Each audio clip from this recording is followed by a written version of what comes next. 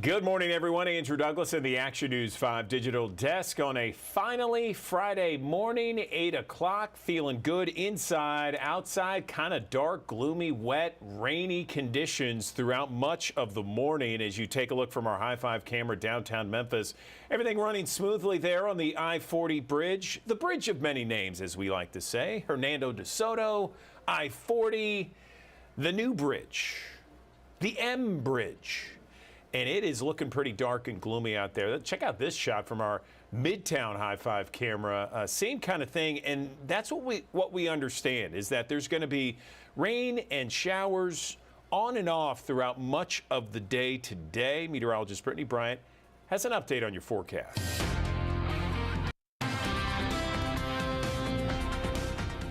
Good morning. The rain is here. A stalled front sitting over the Mid-South, stretching with that rain from Little Rock all the way into Memphis. And we've had that on and off rain continuing since early this morning. Thankfully, it's mostly been light rain, so we're not seeing rainfall getting high enough for any flash flooding. But it's been 0.3 inches over towards West Memphis. We've had about 1/10 of an inch in Memphis so far, and we'll add on probably another 1/4 to 1/10 inch today. We're also expecting more rain, though, over the weekend and on Monday.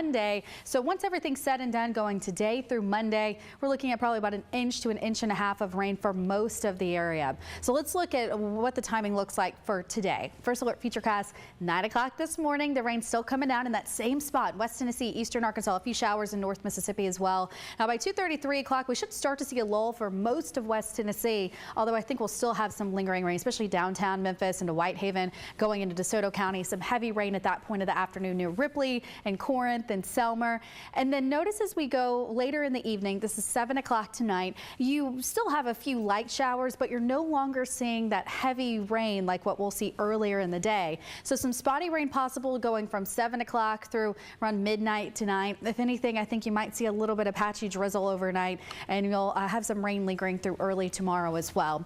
Today, temperatures are much lower than where they've been. Yesterday, we hit 77 degrees. Well, this morning, we're in the lower 40s, 46 degrees at 3 o'clock, and still hanging out in the mid 40s all the way through this evening. And notice those rain chances are highest early in the day. As I mentioned, you only have a chance for a few spotty showers late in the day. It'll still be breezy, at least early. We'll have wind gusts close to 30 miles per hour this morning. By this afternoon, 15 to 20 mile per hour winds, but they drop down probably by 4 o'clock. So because of the winds, we do have a wind chill today. We'll be feeling like the 30s, unfortunately, for most of the day. Now, wind's not really an issue tomorrow, thankfully, but it will still feel cooler. 55 degrees is your high on Saturday, 40% chance of rain Saturday. Sunday actually looks mostly dry with the bulk of that rain situated in our northern counties. 68 degrees is the high temperature on Sunday. So you can see it's going to be quite a bit warmer here for the second half of the weekend. Today, we're at 46 degrees, 55 on Saturday, 68 degrees on Sunday, and then still up to 70 on Monday. We have more rain in the forecast on Monday. So let's talk a little bit about that weekend rain chance. So here's first alert futurecast. This is 9 o'clock in the morning here on Saturday. You get a few spotty showers near Memphis and Ashland and Corinth. It's not an all-day rain event. In fact, I think many of us will stay dry. If anything, you might see some mist and drizzle, like I said, but that obviously isn't dry, but at least you won't have any heavy rain to deal with. This is 3 o'clock on Saturday. We may see some more rain move in overnight Saturday into early Sunday.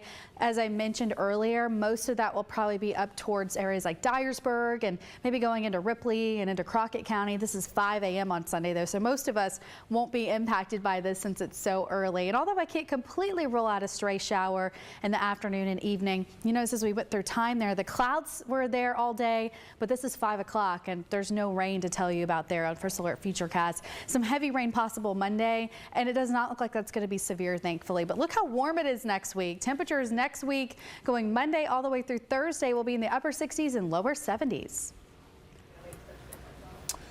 Okay, we are following the latest efforts to address juvenile crime in Memphis and Shelby County with conflicting approaches from elected leaders. The Shelby County Crime Commission is urging the state to take action by creating a new secure juvenile facility for serious offenders. Last year, 368 juveniles were arrested for serious offenses.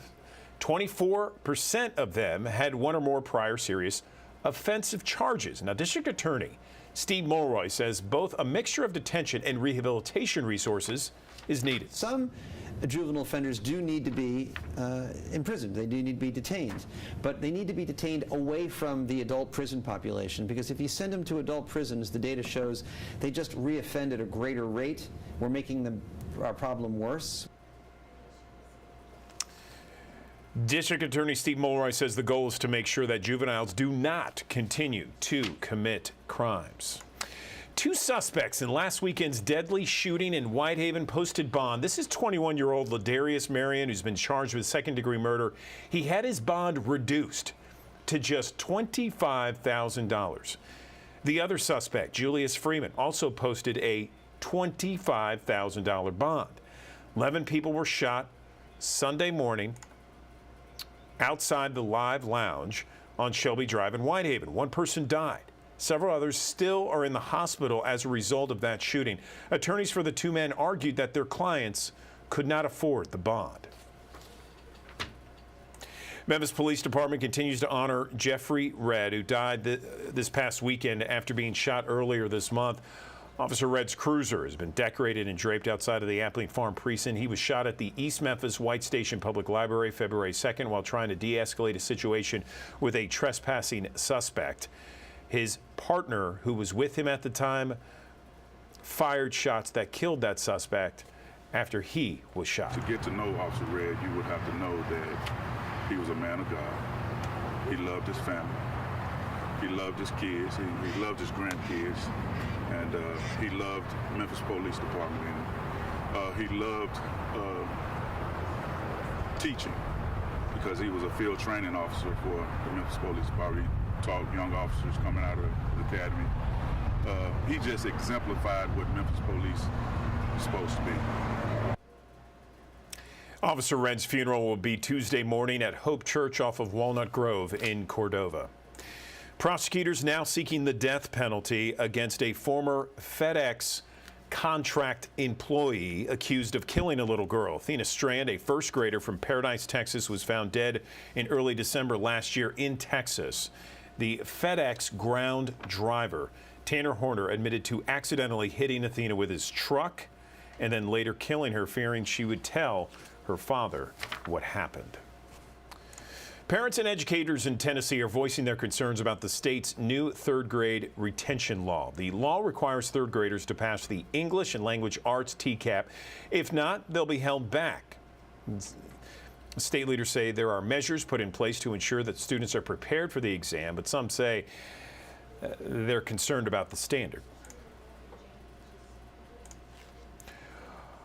Arkansas Governor Sarah Huckabee Sanders' landmark education reform legislation went before a full Senate yesterday.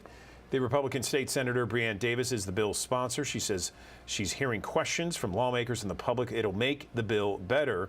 Greg Lending says there are some parts of the proposal that he can get behind, and he is a Democrat. Literacy, the tutor programs, raises for staff and teachers.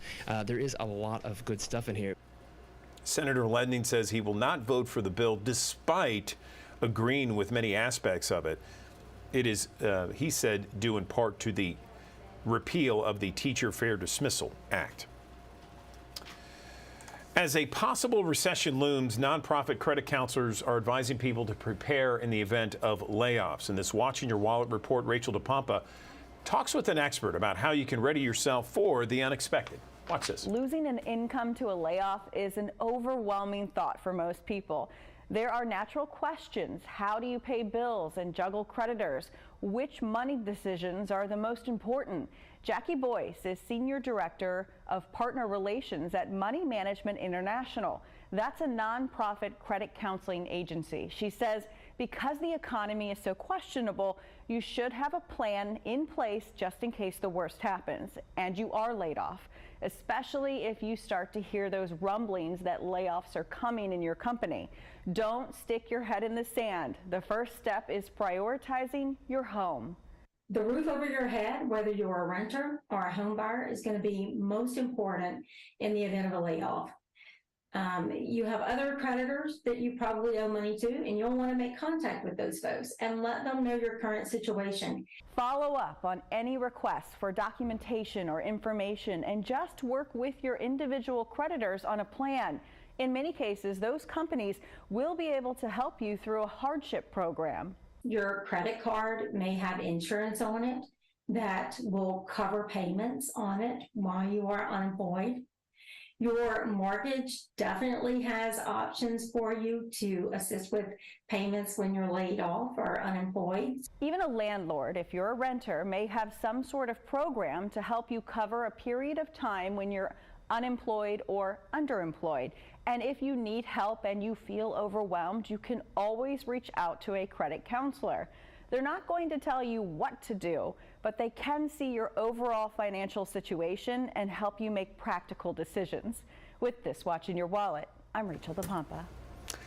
There is a new revolutionary cancer treatment we want to tell you about, and it is something that's certainly raising a few eyebrows this morning. It's available at Methodist Cancer Institute, and I want to bring in right now to the Action News 5 digital desk Dr. Lillian Rinker. She's medical director of radiation oncology for the Methodist Cancer Institute, and I want to talk to her about this very issue. Looks like we have a little bit of an issue here with Dr. Lillian. Can you talk to us real quick? I just want to make sure that we have your audio, Doctor. Sure. Can you hear me okay? I sure can. So let's go ahead and talk about this revolutionary breakthrough here. Tell us more. Well, thanks so much for having me today. We are so excited about this new technology. It's called the Elekta Unity. It's a combination of a magnetic resonance imaging scanner and a linear accelerator. An MRI scanner is a type of imaging that gives beautiful pictures of internal anatomy, and is especially helpful for giving radiation to cancer patients. That combined with a linear accelerator, which is the machine that typically is used to give radiation treatment, it gives us this revolutionary new technology. For instance, it is only one of 10 such treatment machines in the entire country. It's the only such machine in the Mid-South. For instance, you would need to go to Florida or Texas or Wisconsin to be able to access this type of treatment, and we just couldn't be more excited to have it. One of the most exciting things is that it gives us the ability really to see cancers in a way that we've never been able to see before in terms of radiation treatment.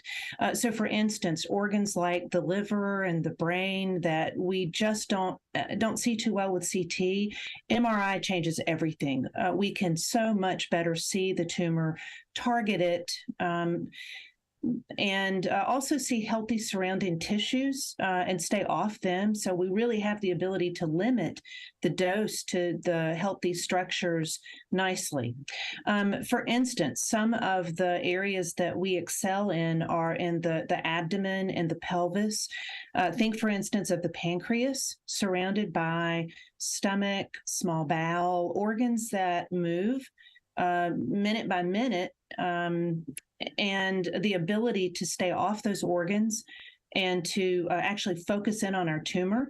If our tumor shrinks, then, day by day, minute by minute even, we are able to refocus on that tumor and off of healthy, normal tissues. Another instance is in the pelvis, the prostate, for instance, or GYN malignancies.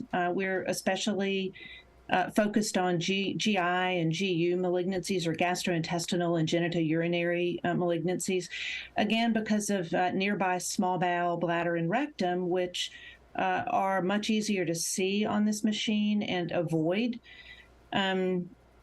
Am I answering your questions? So let me jump in a little bit, Doctor. Okay. Thank you so much, and I'm so glad that you're with us. And this revolutionary breakthrough is always great, especially when it comes to cancer treatment.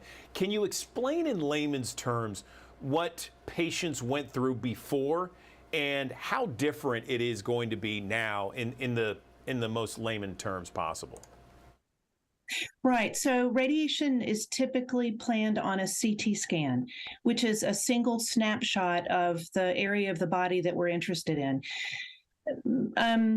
So when you're doing your planning for the radiation treatment, it's based on an image where you're contouring your cancer. You're also contouring and showing the computer really where your target is and where your normal organs are that you want to reduce dose or limit dose to. The difference here is that the imaging is with MRI instead of CT. We still do an initial plan, much like typical radiation treatment. The difference is that when a patient comes for treatment, instead of using the plan from day one, and this plan never changes, as our tumor shrinks, say a head and neck malignancy where you're getting some shrinkage of that tumor every week or day to day, we actually replan on the fly so that we can change our treatment, adapt our treatment minute by minute, not only to the size and shape and position of the tumor, but also to avoid organs around the tumor that are constantly in motion. So the ability to readapt during each treatment every day is revolutionary. It also takes longer. So a regular radiation treatment might take 15 or 20 minutes. This treatment, you may be on the table up to an hour. So it's not the right treatment for everybody. If you have a pacemaker or severe claustrophobia, this could be a problem as well. So how new is this kind of technology, and what cancers are primarily affected with this? And what have been the results of this new treatment? I mean, is it showing vastly greater results for patients? Explain. So the technology is quite new. With cancer research, we typically need years to help prove in an academic manner that one treatment is better than another. So we're not quite there yet with MRI, but we do have early studies that are showing significantly lower doses to surrounding critical structures. And we believe that within the next few years, we'll have such data. So especially, I'll go back to pancreatic cancer. That's a cancer that's traditionally been very difficult to treat, in part because it's hard to see. It's also surrounded by very sensitive organs, the liver, the stomach, small bowel, that are always moving. Because of this, in the past, radiation oncologists have had a hard time escalating the dose to the cancer in a way that really allows them to do a good job with that cancer. And this is such a technology that can really change that. For the first time, we have the ability to take into account the position of normal tissues minute by minute and avoid those tissues. Additionally, for the liver and brain, these are areas that we've had to rely on diagnostic imaging. And you can't go get a diagnostic MRI every day and plan off of it every day. That's just not feasible. Whereas this machine basically allows that. For the first time, we have the ability to use an MRI for a brand new treatment plan every day, on the fly, if you will. And that's just never been possible before. That's great news. So I know that Methodist is just one of a handful of hospitals across the country that have this technology.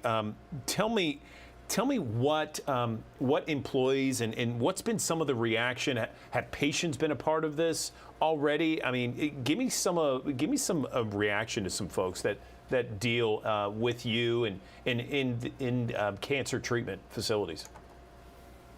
Right. So in general, as you might guess, that's been a tremendous reaction. With the pandemic, we were a little slower getting the machine put in place and ready to go than we otherwise would have been. We've been up and running since the end of October. But it's been a slow open.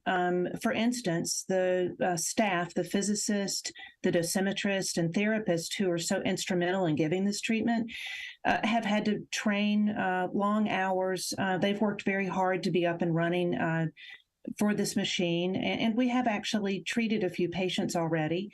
They've done well, and everybody's tolerated the treatment quite well.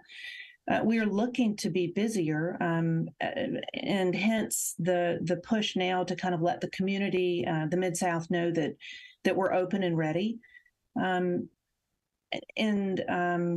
We're just so excited to be part of the future. This really does put Memphis and the Mid-South on the map in terms of cancer treatment in a way that we've never been. Dr. Rinker, we have thousands of people that watch us here on the Action News 5 digital desk each and every day. A final question. What does this mean for the Mid-South from your perspective, and what would you like Memphis and the Mid-South to know, other than the details you explained to us, just know about this revolutionary technology coming to Memphis? Yeah, so it's a wonderful new technology. Anybody who thinks they, might want to know more, might be a candidate for treatment, give us a call. We're happy to talk with you. We would love to get the word out. We would love to have more providers and patients come meet with us, check us out. Let's see if this treatment might be right, for people, in Memphis first, but case in point, for even surrounding states, you'd have to go to Texas or Wisconsin or Florida to get this treatment. So for people who are closer to us than those places, they should consider consultations here. I think as we grow and the machine becomes more in use, we will have or find many more ways that it excels. Okay, Dr. Lillian Rinker, Methodist Cancer Institute, talking about the revolutionary cancer treatment that is now here and available for patients in the Mid-South. We appreciate your time this morning. Thanks very much. Thank you so much for having me. Okay, appreciate you. So let's talk Memphis Tiger basketball for a minute here. Have you heard about Tiger player Keontae Kennedy? He's going to be out now after breaking his hand. The Memphis Tigers announced yesterday that he's out for the rest of the regular season after punching a wall, breaking his hand after Sunday's loss to Houston this past weekend. He's the Tigers' third leading scorer this season at a little more than 9 points a game. All right, the Memphis Grizzlies back in action after the All-Star break. They were in Philadelphia taking on the 76ers. It was a nationally televised game, and the Grizzlies, man, did they get off to a hot start. That's Desmond Bane. He scored 21 points in the first quarter alone, and Memphis was killing it in this game early. Jaren Jackson Jr. with another block on Joel Embiid, and check out this finish here by Roddy. Big body Roddy right there. Unfortunately, here's the thing. The Grizzlies went into the fourth quarter with a 12-point lead. The 76ers came back and won this game.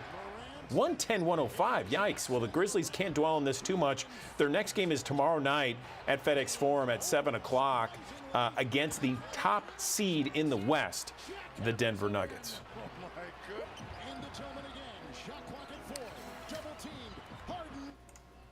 Okay, Black History Month at Lemoyne-Owen College. University leaders hosted events all week tailoring to its history. It is certainly a number of different events that you can find on our website, actionnews5.com.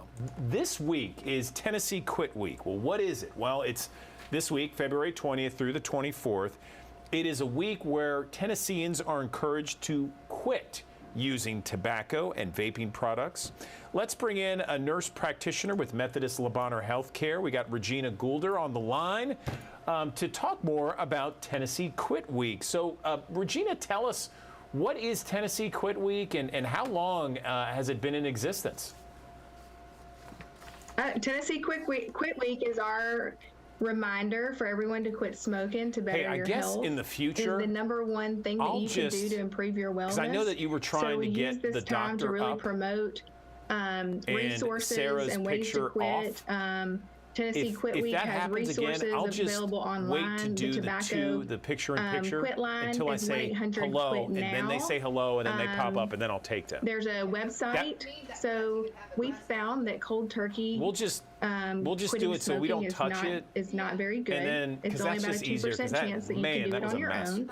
So we recommend using other resources to help you quit smoking. So Tennessee provides this. Yeah, It's that a was great resource for confusing. people to All learn good, though, all good. learn about ways to quit smoking. So it's a great resource.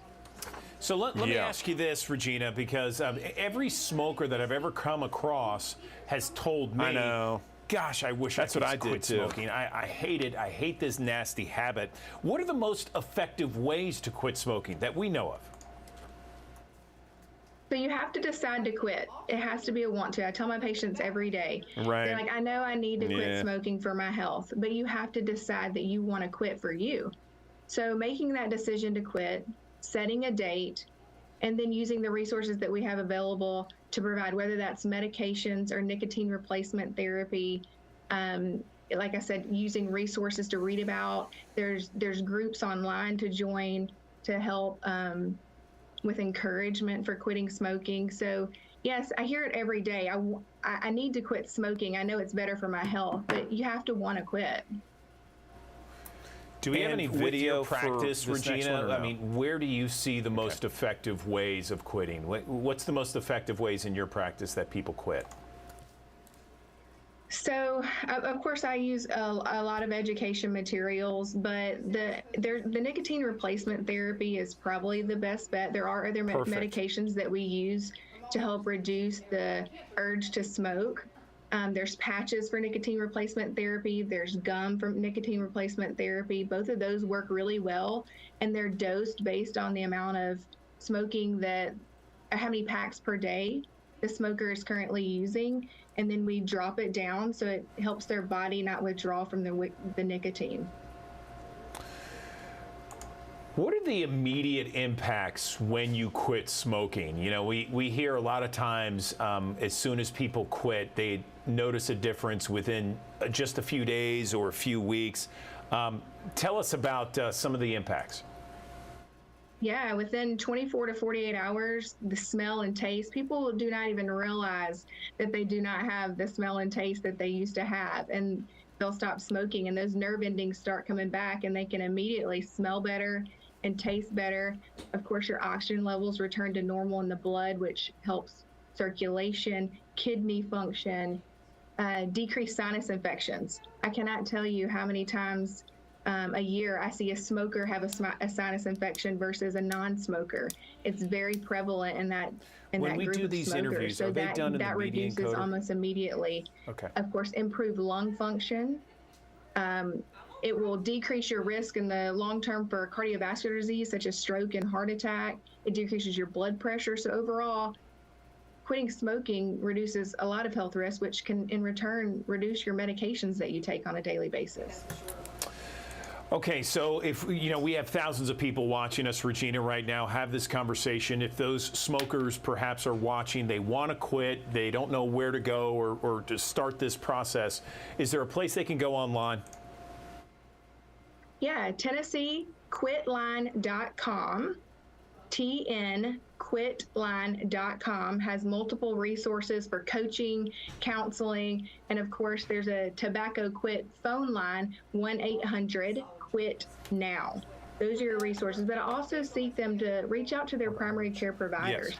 Tell them they're wanting to quit smoking. Ask them what options are available so they can review their med list and see if there's It's a okay. medication that That's can help reduce their cravings, or if they think nicotine replacement therapy is okay for them, because a lot of times insurances will cover that. So you don't have to always go and buy it out of pocket. Your insurance may cover this nicotine replacement therapy or these other medications. So talk to your primary care provider. Let them know. Let them counsel you on the benefits and what can improve in your health.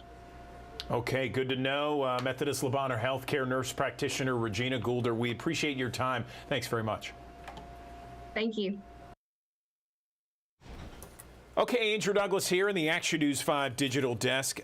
Let's talk about education in the state of Tennessee. And from what we understand, Tennessee House Speaker Cameron Sexton floated the idea of the state rejecting federal funding for K-8 education. He wants to free up Tennessee schools from various federal rules and restrictions that go along with accepting these dollars. Right now, the state of Tennessee gets about $1.8 billion annually from the federal government for K-12 education. And the Tennessee House Speaker says the state has had enough revenue to cover any difference, but does a shift like that certainly would mark a major change in how Tennessee funds education. Let's talk more about this with Marta Aldrich. She is a reporter with Chalkbeat Tennessee, State House reporter there. Marta, glad to have you back on the digital desk. How are you? Thank you. Very well. Good. So $1.8 billion, that's a lot of money for Tennessee to forego. Tell us, is this actually feasible, and what would it mean? So, well, first of all, I want to say Speaker Sexton, people have asked me if this is a serious proposal, and Speaker Sexton says he is serious. In fact, his words to me were, I absolutely think we should do it. But he added that he wants to start a conversation about the idea, and that it doesn't mean that Tennessee should make this kind of massive shift this year. And spokespeople for Governor Lee and for Lieutenant Governor Randy McNally have also indicated that their offices are open to exploring the possibility.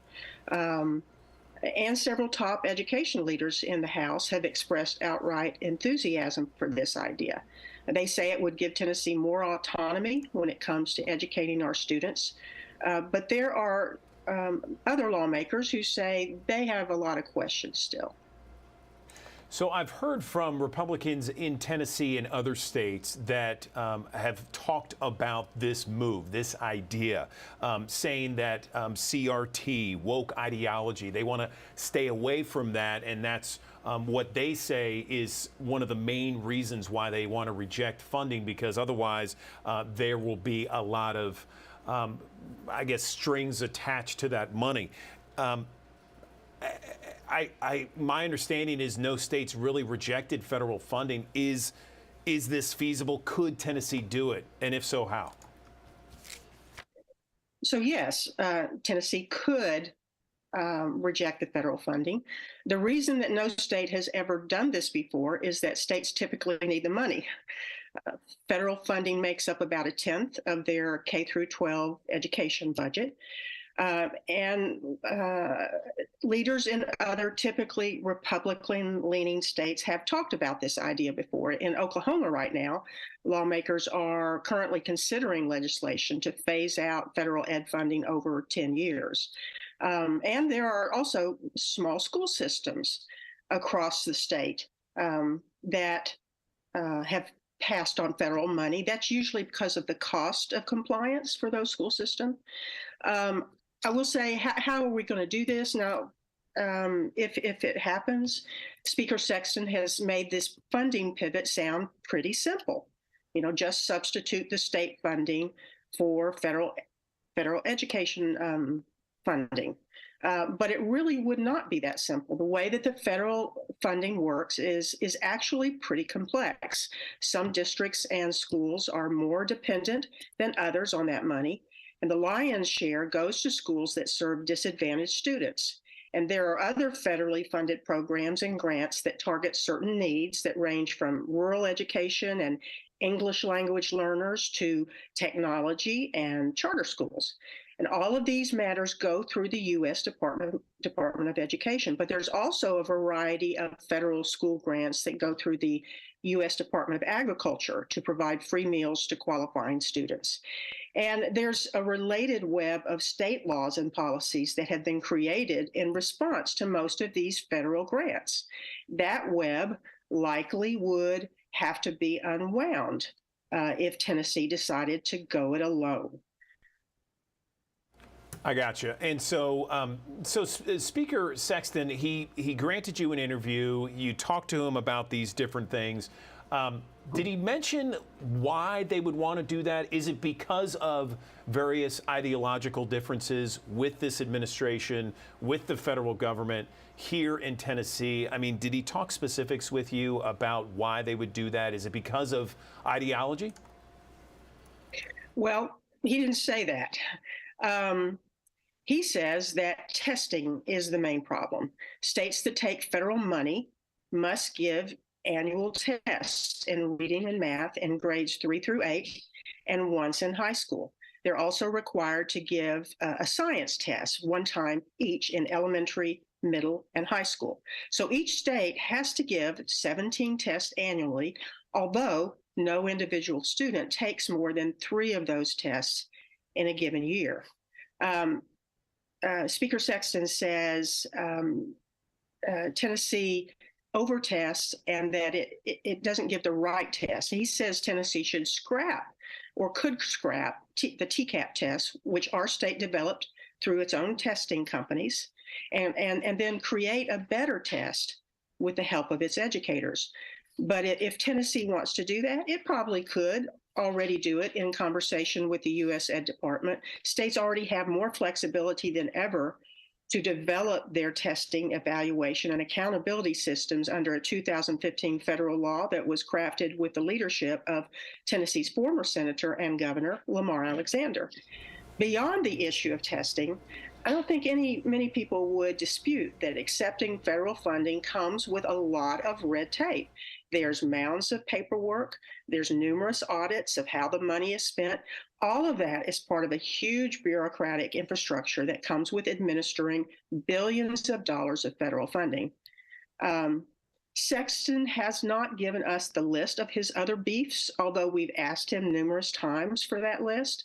But some do suspect that his bigger objections are related to current culture war issues about curriculum and whether transgender students should be allowed to use school bathrooms or play sports consistent with their gender identity, which may not correspond with the sex that is listed on their birth certificates. So all these changes, Marta, you know, a lot of people are wondering, okay, what are the changes if they do happen? What would they mean for schools, and specifically, what would they mean for kids? Yeah. So if Tennessee opts to do this, it possibly could disrupt finances for schools, but it really depends on how it's done. Through a program called Title I, the U.S. government distributes hundreds of millions of federal dollars to Tennessee schools that serve large concentrations of students from low-income homes to help them improve achievement.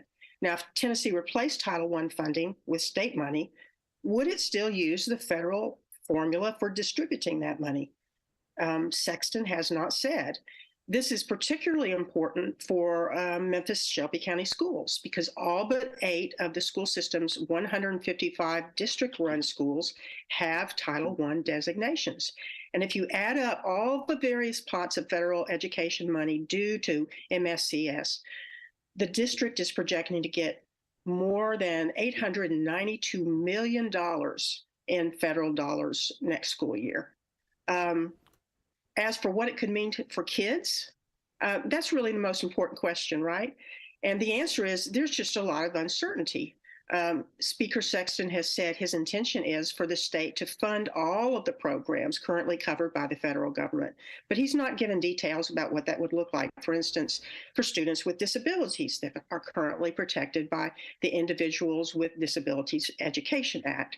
That federal statute says schools that accept federal funds must identify students with disabilities and give them a free and appropriate public education that's tailored to their needs. Now, Sexton says the state can come up with a similar program that he believes could be better, but the Tennessee Disability Coalition says there's no assurance that a Tennessee version would give families the same or better protections than under the current federal laws that are designed to protect students with disabilities. Are they going to discuss this during this legislative session? I mean, it sounds like Sexton floated the idea, and now it's time for state lawmakers to discuss it. So there's not going to be the details that we know that we're asking about right now. Is this something that could eventually be resolved this legislative session, or might it be something that's afterwards? I would seriously doubt it. He has not filed an amendment to an existing caption bill that would lay out his plan. And really, until people see the details, there can be no serious discussions. This is a 2-year legislative session. We're at the very beginning of the 2-year session. So he could file a bill to be discussed in next year's legislative session, and it would still count because it's part of this current General Assembly. So I would not anticipate anything immediately, but you never know. Yeah, I got you. Marta Aldrich, Chalkbeat reporter for the Tennessee State House. We appreciate you writing a very detailed article about this very issue. By the way, why don't you tell our viewers where they can read this article? Just Google Chalkbeat Tennessee, and you can find our website and read our ongoing coverage that has to do with both state policy and Memphis-Shelby County schools. Okay, Marta Aldrich, we appreciate you and your time. Thanks so very much. Thank you.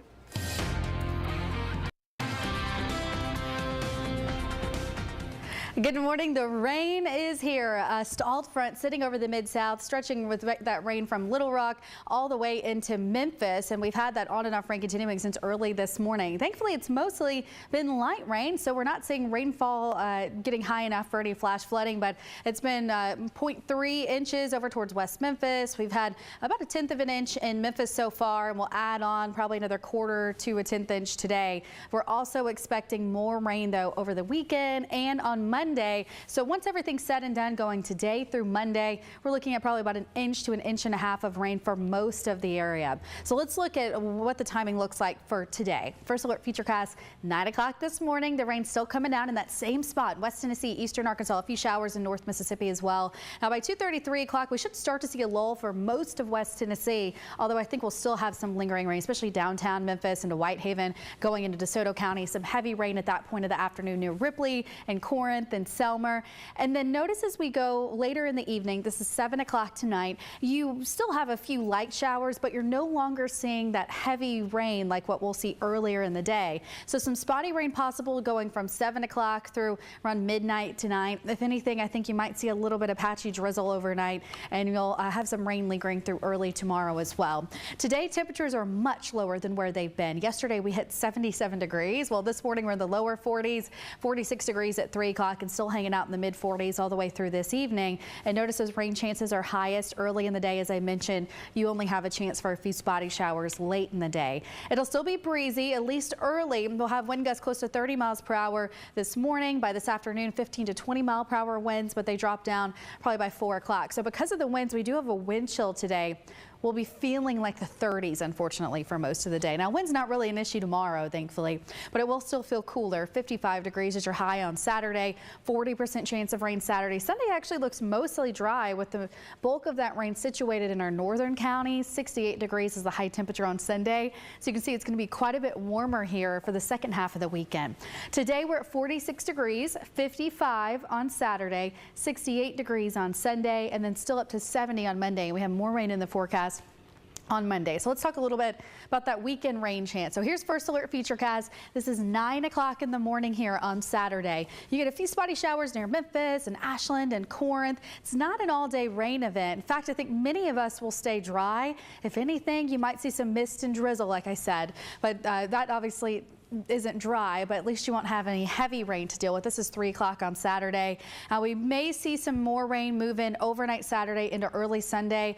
As I mentioned earlier, most of that will probably be up towards areas like Dyersburg and maybe going into Ripley and into Crockett County. This is 5 a.m. on Sunday, though, so most of us won't be impacted by this since it's so early. And although I can't completely rule out a stray shower in the afternoon and evening, you notice as we went through time there, the clouds were there all day, but this is 5 o'clock and there's no rain to tell you about there on First Alert Futurecast. Some heavy rain possible Monday, and it does not look like that's going to be severe, thankfully. But look how warm it is next week. Temperatures next week going Monday all the way through Thursday will be in the upper 60s and lower 70s.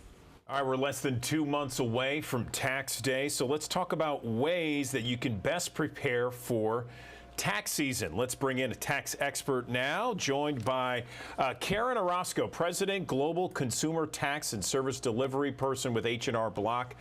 Karen, good morning to you. Let's first talk about some of the changes Americans can expect to prepare for this tax season. How are you? Good morning, Andrew. I'm well. Happy tax season. I don't know how happy it is, but I mean, for some like yourself, there are millions of people that are working in the tax realm. I have a tax job, and this is a big deal. So tell us what Americans should expect and prepare for. Yeah. Perhaps one of the biggest changes this tax season is the expiration of most of the pandemic relief programs. So those were programs that provided additional tax benefit to categories of Americans like families with children or workers that didn't have any children or small business owners. So that will have an impact on many people's tax outcome this year. How about inflation? How is that going to impact tax refunds? Are they going to be smaller this year? You know, H&R Block did a survey recently and found that 69% of Americans are extremely concerned about the impacts of inflation on their personal situation, making them even more reliant on their tax refund. And so we also know to combat that, many Americans made decisions for the first time last year to make ends meet. They might have picked up a side gig or a side hustle. They may have borrowed against their retirement income, or they may have made other decisions. They may have maybe changed jobs or taken on unemployment. All of those things will have an impact on their tax outcome this year. So it's so important that whether you choose to do your taxes yourself or you're happy to turn them over to one of our H&R Block tax professionals, either way, make sure you get the expertise to help you navigate all of those changes that you'll see this year in your tax situation. It leads me to my next question, Karen. How should someone decide whether to do it yourself when it comes to preparing your taxes or to go with a tax pro? Yeah, well, H&R Block, we created the tax prep category. And so I'm so proud of how we've reimagined that so that a tax filer doesn't have to make that decision up front. Any of us that have ever done something DIY, a home improvement project, it always seems easier when you get started than when you get into it. And with our advanced technology solutions, somebody can decide to start for free in our do-it-yourself solution. And if they get stuck or they come across something maybe that was different in their life last year that's a bit more complicated, we have a product where we can connect them to one of our H&R Block and make sure they get the maximum refund they're entitled to. What about those with a side hustle, gig contractors, that sort of thing? What should they know about completing their taxes this year?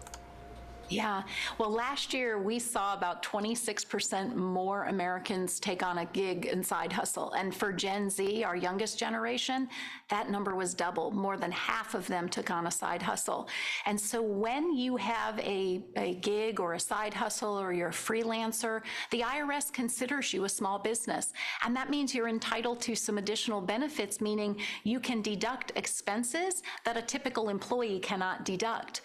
But in order to do that, it's really important that you keep accurate records, you keep your receipts to make sure that your return is accurate and that you get the best possible outcome. Karen, we've talked about a lot of different issues. Where can people go for more information to learn about this tax season? Visit us at hrblock.com. Okay, Karen Orozco with H&R Block. We appreciate your time this morning. Valuable information for so many. Thank you. Thank you, Andrew. Good morning, everyone. Andrew Douglas in the... All right, let's talk now about the real estate market, because the real estate market, there has been so many fluctuations over the last 6, 12, 18 months, even longer than that. I mean, demand for housing has softened right now, but there's still a shortage of homes on the market. What is really going on? Let's bring in an expert here. Zev Freitas, broker, president of ZFC Real Estate. He is joining us. It looks like, Zev, your background looks like it's Meisner Park in Boca. Am I right? Yes, that's correct. Good morning. Yes. Good morning. So what is going on with the housing market right now? So Everyone seems to think that the market is crashing. Certainly prices are lower than they were a couple of years ago. I believe that the average home price is currently down about 13%. However, what you need to keep in mind is that prices are still significantly higher than they were 2 years ago. Now, conventional thinking says that there's still lots of downside. I don't believe that's true because yes, prices are down, but so is volume. So means this is a very thin market. And while prices are down, people are not rushing for the exits. Neither are people jumping in.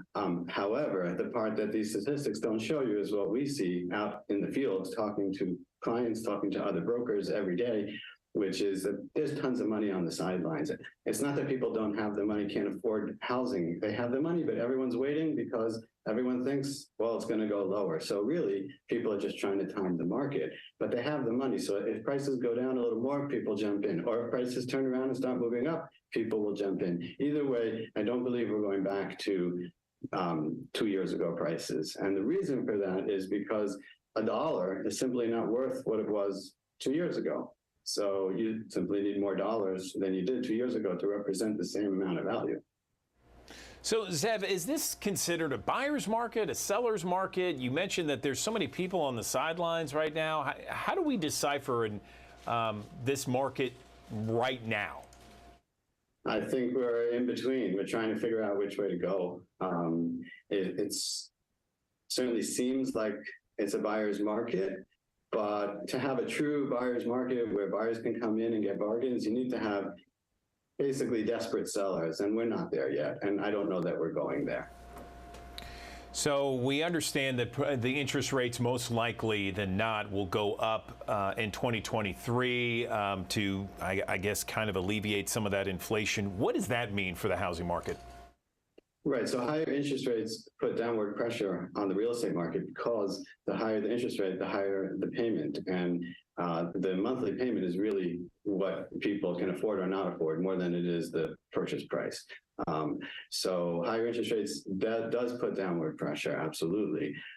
However, what are your alternatives? The only alternative, you have to live somewhere, right? So if you want to wait, try to time the market and wait for a better interest rate environment, so then you go and you rent.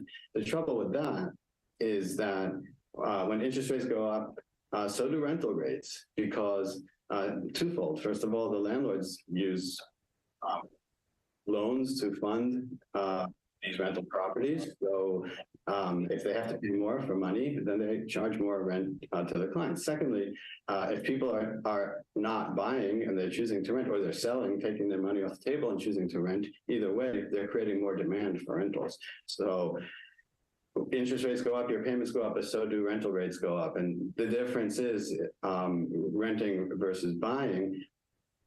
If you rent now, you have no protection against the upside. So next year it'll be even more expensive. Inflation will continue, rates will go up. It'll just get more expensive every year. You could do, typically a 1-year lease, that's it. And then you have no protection against future inflation. Whereas if you buy, yes, it might be more expensive now than it was 2 years ago, but you lock yourself in and it's your home, and you can do a 30-year loan, and that's what it's going to be. And if it goes the other way, you can always refinance after purchasing and lower your payments. So there's still a very compelling argument to buy versus rent. Let's talk about the rental market for a minute here. How does this current rental market affect home sales, and is there a greater incentive to rent today than to buy? What are your thoughts, Ed? Well, like I just said, people rent because they think prices are high, but I think it's a mistake because rental rates go up too, and they'll continue to go up. Anything else you want to mention about where we are, in terms of the housing market, real estate, projections for 2023? Sure. I think that home ownership is still a very compelling proposition. Real estate is really the only true hedge against inflation. So the dollar could be worth 50 cents next year, then your house will just cost twice as many dollars. I don't know a better way. I mean, interest rates are higher now. You can put your money in the bank, you can make 4 or 5%, but inflation is higher than that. You're losing money if you do that. And whereas with real estate, it will, over time, increase in value more than the rate of inflation. So it's still, still a very compelling case for home ownership, even if you can afford less home with the same amount of money. So you get a smaller home, but that doesn't change the economics of where you put that money and what's going to happen in the future. All right, Zev Freitas, listen, we appreciate your insight, your analysis, and your projections when it comes to the real estate market. Make sure you tell the good people at Max's Grill I said hello. Appreciate your time. Will do. Thank you. Just early in the afternoon. Wow. Well, there's a great example. Holy cow. Just early in the afternoon. Wow. Okay, well, you can see this reporter knocked off his feet earlier this week in Las Vegas. Storms and winds nearly blew him away. He managed to get back on his feet, but that's some of the winds that we had to deal with certainly here earlier this week. Crazy stuff there. Winds that many people have been experiencing across much of the U.S. Memphis Area Transit Authority recently completed a $200,000 upgrade to its dispatch command center here. The transit leaders are listening to riders and taking action to improve customer communications across the service area. Upgraded dispatch command center will enhance and streamline MATA's communication with drivers, customers, and internal teams. All right, so maybe you have seen some of those fancy looking homes where everything is automated by the power of touch. They're called smart homes. Well, if you have a smart home MB, for example, now you can update your place as well. Ariana Poindexter shows you how. Saeed Abbas has been using smart bulbs and plugs for a few years. When I leave home, I can just check my app to know that, okay, all the lights are turned off. I'm not using any energy that I don't need. Both smart bulbs and plugs can turn any lamp into a smart lamp that you can control from anywhere using an app or a smart speaker like Alexa or Google Assistant. But how do you know if bulbs or plugs are best for your home? Smart bulbs are a better choice for lamps that have a lampshade because the bulbs themselves are kind of ugly looking. Bulbs are also a great choice for fixtures that can't be plugged in, such as overhead light fixtures. If you want lighting that can change color or even color temperature from warm to cool, then of course you would also want a smart bulb. After evaluating nearly a dozen smart bulbs, Dan says these models from TP-Link Casa Smart and Cree are great budget options. If you want to dip more than your toe into the smart home trend, smart plugs offer a lot of options. With smart plugs, you can automate way more than just lighting. You can use them to control any appliance in your home, whether it's a fan or even a coffee maker. They're also really great for fire safety for devices like space heaters, hair straighteners, or hair dryers. If you forget to turn them off, you can do it remotely from your phone, even when you're not home. CR says this smart plug from GE was one of the easiest to set up and works with both Alexa and Google Assistant. This TP-Link Casa smart plug is also easy to set up and use, and it works with Amazon, Apple, Google, and Samsung assistants. As for Saeed, he's moved well beyond smart bulbs and plugs. Alexa, movie night. Some smart plugs even offer energy monitoring so you can figure out which devices in your home hog the most energy and turn them off when they aren't in use. With your bottom line report, I'm Ariana Poindexter, Action News 5. For more space at a cheaper price drove a lot of people to move out of cities during the pandemic. New York, San Francisco, Chicago saw more people move out than last year, according to a recent study. Zincle Ezamois has more on that. First-time homebuyer Kate Fox is feeling buyer's remorse after purchasing this Santa Rosa, California house in March 2021. Hey, Kate. Hi, welcome. Nice to meet you. Thank you. Fox submitted an offer on the house the same day she saw it after a 1-hour tour. The 39-year-old waived the home inspection, saying the sellers provided a recent inspection. But after move-in, to her surprise, the 2-bedroom, 1-bath bungalow required a lot of renovations. Within the first week of moving into this house, the hot water in the shower kept cutting out. The first big rain, the paint on the mantle started bubbling. Because there's a water leak. Fox's experience isn't unique, according to Amanda Pendleton, home trend expert with real estate company Zillow. Prior to the pandemic, it used to take about 3 weeks for a home to be listed for sale and to go under contract. During the pandemic, that was happening in 7 days nationwide. In June 2020, nearly 20% of successful home offers waived the inspection contingency, according to real estate brokerage Redfin, compared to just 13% a year earlier, pre-pandemic. For Fox, that came at a cost. I had not budgeted to spend $10,000 in the first year after spending $630,000 to buy the house. About 3 out of 4 recent home buyers had regrets, according to a 2022 Zillow report, and about 1/3 regret getting a home that required more maintenance or work than expected. At the peak of the pandemic housing market, inventory was down 45% compared to pre-pandemic levels. So there weren't a lot of homes to choose from. It all came as millennials, America's largest generation, reached prime home buying ages, according to Goldman Sachs. Plus, mortgage rates hit a record low, according to the St. Louis Federal Reserve Bank. And the spike in remote work also may have fueled demand. The high competition, the rising prices, the low inventory, and this extreme time pressure, you just had a lot of home buyers who ended up in a home that may have been less than ideal. Fox still has big dreams for her 1929 home, with hopes to renovate the kitchen. But she says the unexpected repairs have hampered her efforts. Do you regret buying this house? I regret feeling the pressure of having to buy the house, and then also I regret not knowing what I didn't know. Fox still committed to make her new house a home. Okay, so right now I want to show you the latest edition of Memphis Magazine.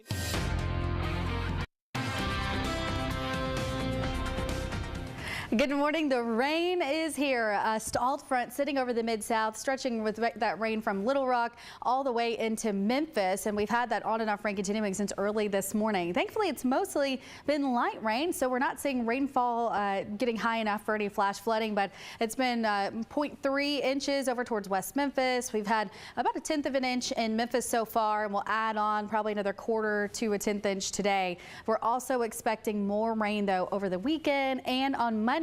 So once everything's said and done, going today through Monday, we're looking at probably about 1 inch to 1.5 inches of rain for most of the area. So let's look at what the timing looks like for today. First alert futurecast, 9 o'clock this morning. The rain's still coming down in that same spot, West Tennessee, Eastern Arkansas, a few showers in North Mississippi as well. Now by 2:30, 3 o'clock, we should start to see a lull for most of West Tennessee, although I think we'll still have some lingering rain, especially downtown Memphis into Whitehaven, going into DeSoto County. Some heavy rain at that point of the afternoon near Ripley and Corinth and Selmer.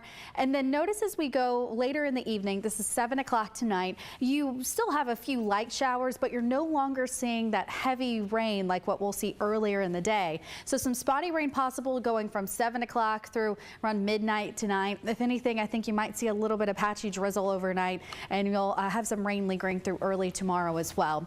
Today, temperatures are much lower than where they've been. Yesterday, we hit 77 degrees. Well, this morning, we're in the lower 40s, 46 degrees at 3 o'clock, and still hanging out in the mid 40s all the way through this evening. And notice those rain chances are highest early in the day. As I mentioned, you only have a chance for a few spotty showers late in the day. It'll still be breezy, at least early. We'll have wind gusts close to 30 miles per hour this morning. By this afternoon, 15 to 20 mile per hour winds, but they drop down probably by 4 o'clock. So because of the winds, we do have a wind chill today.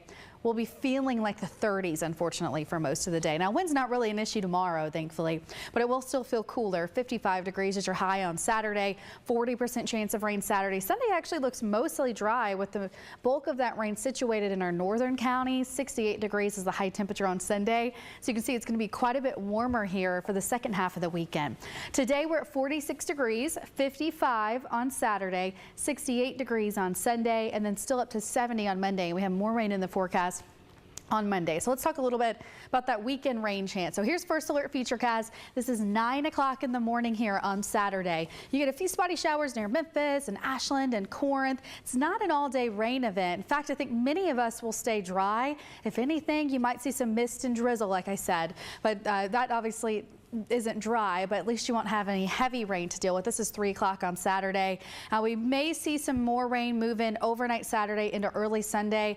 As I mentioned earlier, most of that will probably be up towards areas like Dyersburg and maybe going into Ripley and into Crockett County. This is 5 a.m. on Sunday, though, so most of us won't be impacted by this since it's so early. And although I can't completely rule out a stray shower in the afternoon and evening, you notice as we went through time there, the clouds were there all day, but this is 5 o'clock and there's no rain to tell you about there on First Alert Futurecast. Some heavy rain possible Monday, and it does not look like that's going to be severe, thankfully. But look how warm it is next week. Temperatures next week going Monday all the way through Thursday will be in the upper 60s and lower 70s. Okay, so right now I want to show you the latest edition of Memphis Magazine. It arrived in my mailbox just a few days ago, and this one is going to be a great one for the month of February. The food issue. It looks amazing, and just breezing through some of these, some of the pages here. I can't wait to read it more thoroughly. Joining me now, Sam Chichi, certainly one of the great writers of Memphis Magazine and someone that we like talking to on the digital desk. Sam, I understand you wrote a couple of these articles here. One of the articles, was it the one that talked about the 9 favorite dishes? Yes, that's right. February is always our food issue, so we've been playing with the format the past couple of years. So I got together with my colleague Michael Donahue, who's also a big local food writer, and we kind of just mulled over the best dishes we'd had over the past year. There was a cool mix of old and new, and it gave us the opportunity to get some stellar photography, as you saw on the cover. Shout out to Justin Foxbergs, who took that phenomenal shot of Sarah over at Good Fortune Co. But yeah, we had a healthy mix of, new restaurants and old established favorites. So I think, like I say a lot, there really is something for everybody. And as you can see in the spread, we've got plenty of variety for people who are, looking to go out and eat something. Yeah, we got the cover up there. Again, your artistry and photography at Memphis Magazine is exquisite. It's wonderful. I love it. There's so many different colors here, and it really kind of speaks to the food issue that you have each and every February. And then looking inside, this is what really caught my mind, the 9 top dishes for 2023. Let's talk about it. Sure. Well, I tried a couple of these. Yeah, we were open to the Seafood Tower. I wrote about Fancy's Fish House a couple months ago, and that is just a heaping pile of all the raw bar type seafood that you could ever want. It's got crab legs, lobster, ahi tuna, shrimp. That thing is gargantuan. And if you're into seafood, I would recommend hitting that up downtown at the One Beal Project, and I guess just going to town. There's so much packed in there, and I couldn't finish it by myself, and I just love eating seafood, so that was an impressive thing to find. And then you had the coconut curry at Good Fortune Co. That's one of my personal favorites, and I think they've done a really good job of ingraining themselves in the downtown and South Main food scene in particular. And that one right there, it's got a blend of, I think, over 20 ingredients in it. They have to source some of them from out of the country. It's a labor of love, they said, and it's got this this great umami, and it's got this kind of crispy and soft tofu as the protein, and their noodles are exceptional. They make them all by hand. Those are some of the personal favorites that jump out at me. I know Michael would have some things to chime in as well, but unfortunately he couldn't join us today. So, we think of all the great restaurants and all the great food across Memphis and the Mid-South. I mean, how did you narrow it down to 9 dishes? Well, it's a really tough process because, we do have more than 9 favorite dishes, but we thought the best way to go about this was to have a variety of styles, first of all, and then a variety of locations around town. So we've got a little bit of downtown, a little bit of Midtown, a little bit East Memphis. And yeah, we kind of drew up a big list of places, and we kind of went over it. We talked about what we'd tried recently, kind of some things that had come on the scene in the past couple of months that readers might want to know about, and then just focus on some other staples. And we just put our heads together and, whittled that list down until we had just 9 dishes that we really wanted to focus on, that we thought really captured the Memphis dining scene for 2022. I love it. I love it. And if people are getting ready for lunch, they got some options now and might be getting hungry. I'm also a big seafood guy, so seeing that seafood tower there really is something that's attractive to me. And I haven't checked out Fancy's house. Can you tell me more about it?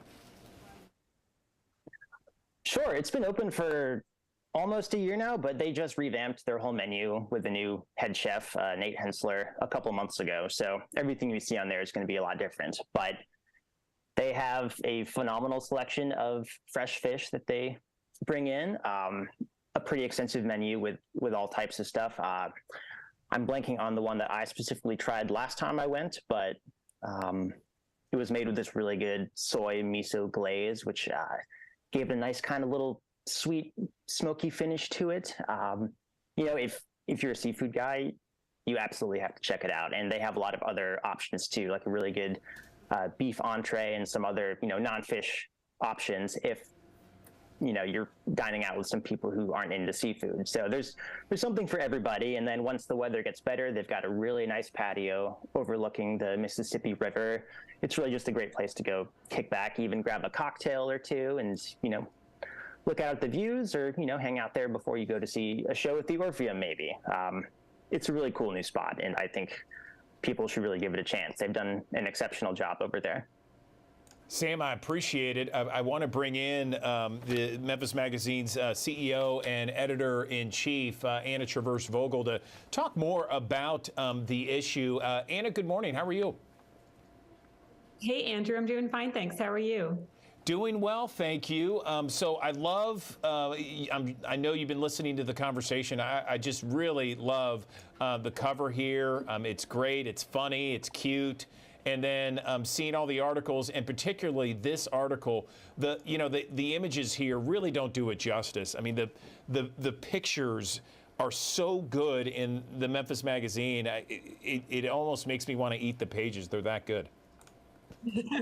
Well, I don't recommend eating the pages, but I'm delighted that you have that thought. Yeah, we really try to create a beautiful product every month. I mean, of course, all of our stories end up online on memphismagazine.com, but if people really want to appreciate the lush beauty and the really inviting qualities of these pages and of the dishes and other things that they capture, I just really recommend getting a print copy, either subscribing or picking it up on a local newsstand, because you really just can't beat the feeling of, I have a prop here, of holding it in your hand. It's just a very different reading experience, and I'm heavily biased, but I'm a big fan. And yeah, I mean, this issue is always a favorite of ours. It's fun to spend a month thinking about local food and local restaurants in particular. Of course, it's been a challenging few years for local restaurants and other small businesses. So we really love having the opportunity to shout them out and help remind people of all of the great reasons that we have to patronize them. I wrote in my editor's column this month about a lunch that some colleagues and I had at a restaurant that I won't name, but it is a place that I think a lot of Memphians love, and we spent 2 hours there. Nobody else walked through the door.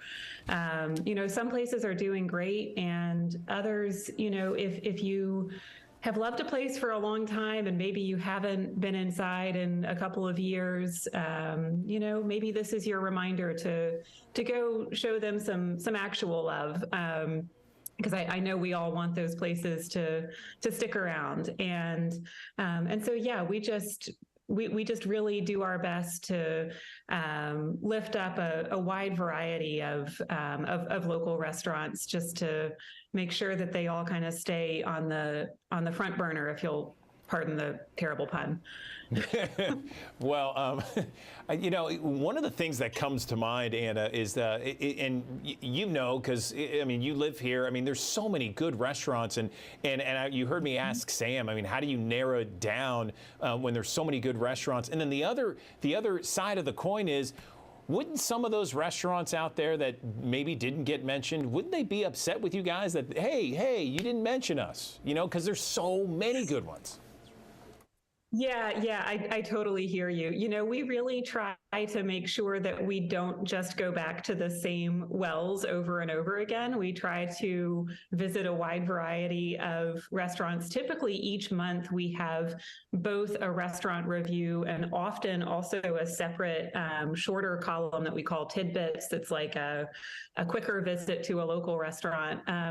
We also, you know, if people haven't picked up the print issue in a while, the print issue actually has a long and expansive listing every month that we call our city dining listings, that includes hundreds of local restaurants. And, you know, we don't charge them to be in there.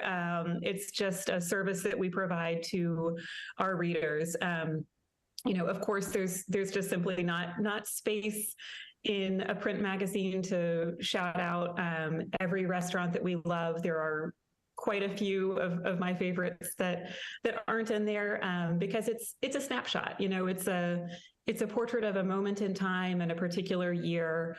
But I would say, you know, for any folks whose dishes weren't included, you know, stay tuned because we'll probably be there next year or the year after.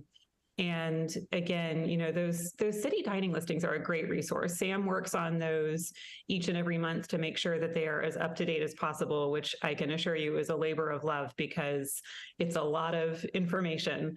And, you know, if people are trying to figure out, you know, maybe where to go on a Saturday night, especially once we escape from all this ice, you know, I would really recommend opening up those listings in Memphis Magazine and just think about, you know, maybe where you haven't been in a while and you love their food, but for whatever reason, they've just fallen out of your rotation, which I totally get it.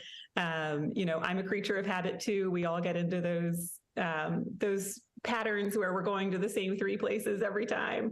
But, you know, maybe this is your reminder to look at those listings of hundreds of restaurants and think about where maybe you want to spend a few hours and a few dollars. Before we let you go, Anna, I wanted to take a look, or I did take a look, and I saw at the end CEOs of the Year 2023. Did you want to say anything about that column? Because it was nice to kind of see that too. Yeah. So, you know, I have to say, I might need to turn the mic back over to Sam. He's our Inside Memphis Business editor, as well as our food guy for the magazine. But yeah, so that's an annual feature that we do. And, you know, maybe if there's an opportunity later in the month for y'all to dive into those in more depth, that would be great because there are some really wonderful profiles and some very, very effective local leaders who are highlighted there.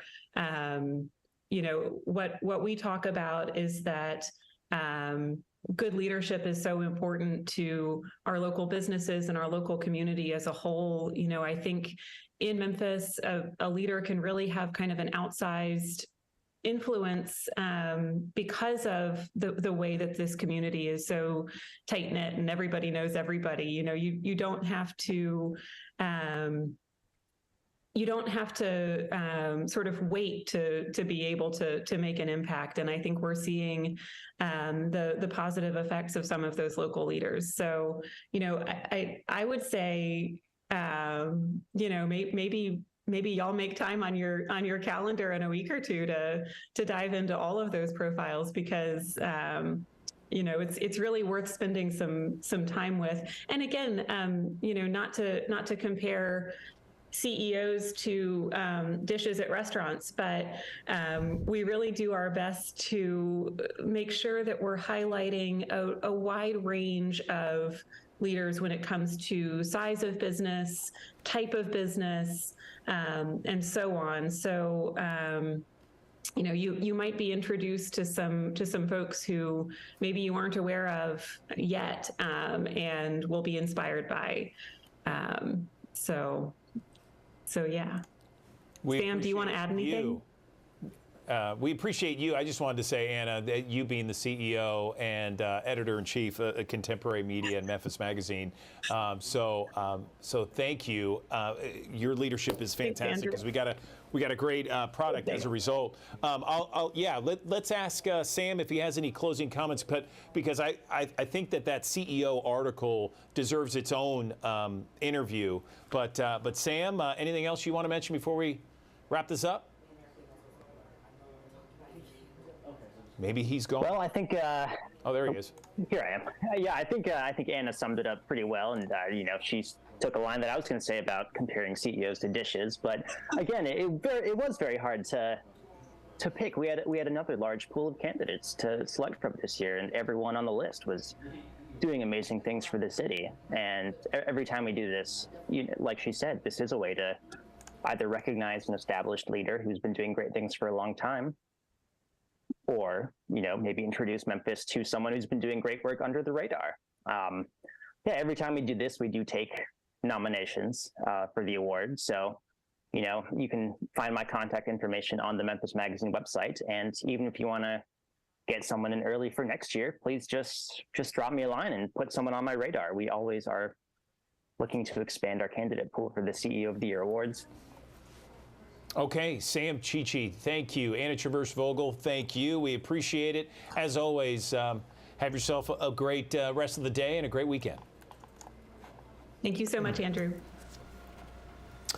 All right, TikTok could be a thing of the past. Some Tennessee state lawmakers think public colleges and universities should block the app. Senate Bill 843 will not ban students from using it. It would, however, ban access using Wi-Fi on campus. Now, several states have banned TikTok on state governmental devices. The concern is that it has ties to the Chinese Communist Party, and that government can then spy on its users. In Arkansas, there is a bill in the works to help children understand water safety. If this bill is approved, school would provide age-appropriate education that is intended to reduce the risk of injury or drowning. Getting children used to water at an early age is very important, and once children start walking, they become very curious, and with many having pools, it could lead to a scary situation. They want to be finding out about things. The surface of a pool looks magical to them. They don't see danger when they look at it. Lawmakers also agree children need to learn how to get themselves back to the surface of the water.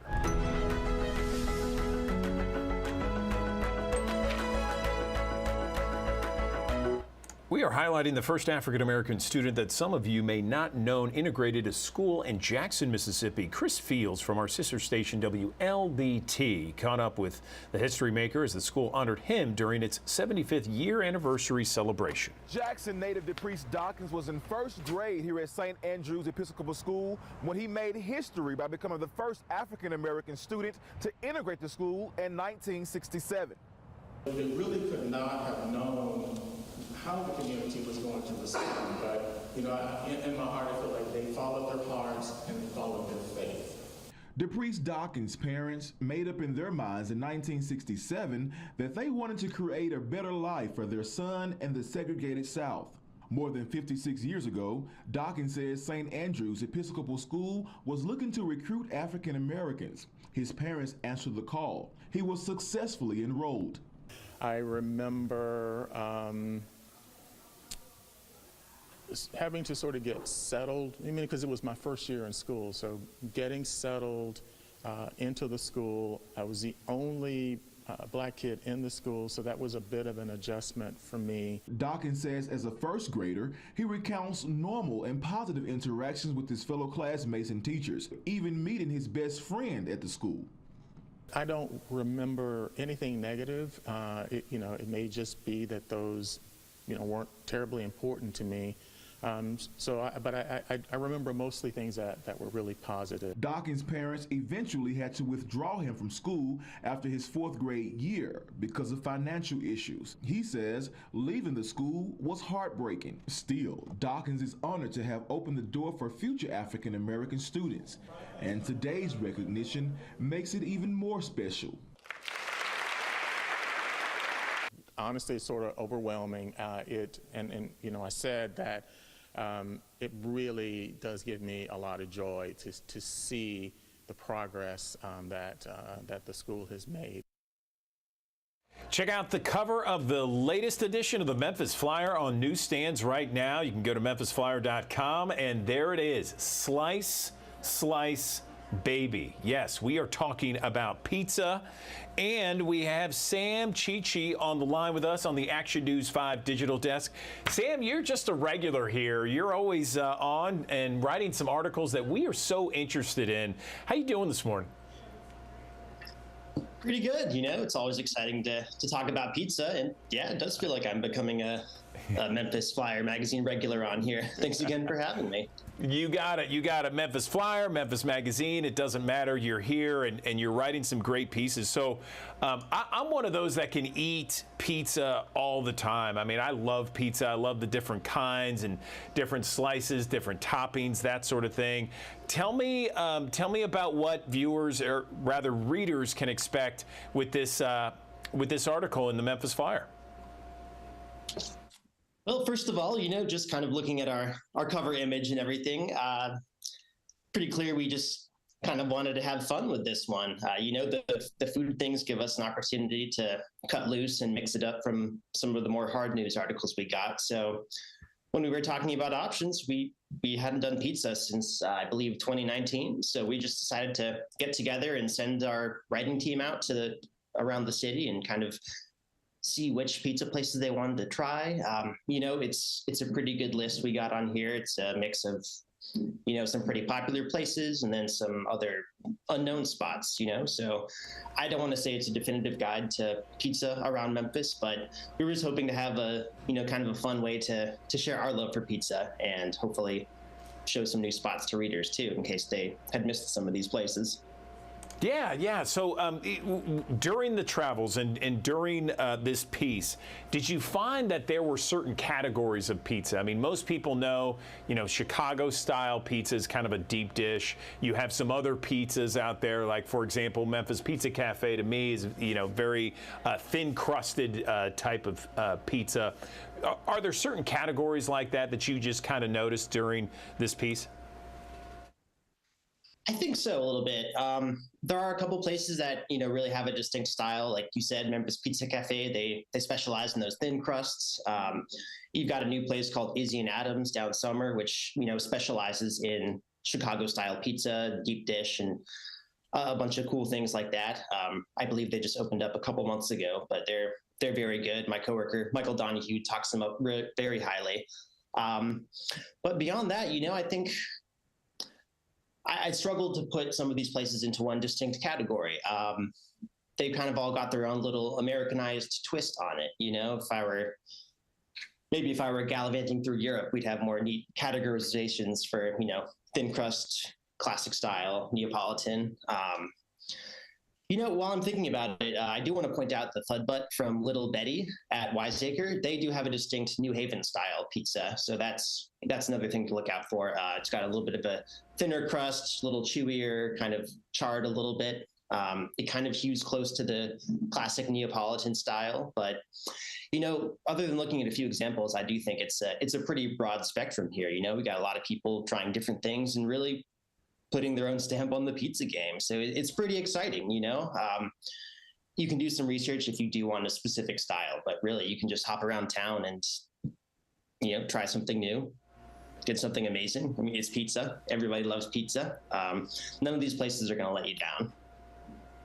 Yeah, I know. I mean, it's really nice to kind of just check it out and kind of see which one offers what, because as you mentioned, there's so many different styles. You know, you got the Neapolitan, you got the thin crust, you got the deep dish, and you know, it almost seems like, you know, there are so many different styles of pizza, and then there's this Detroit style that's really kind of gaining a lot of fervor out there.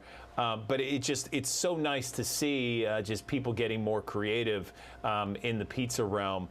Anything else you want to mention with regards to this article about the love of pizza in the Memphis area?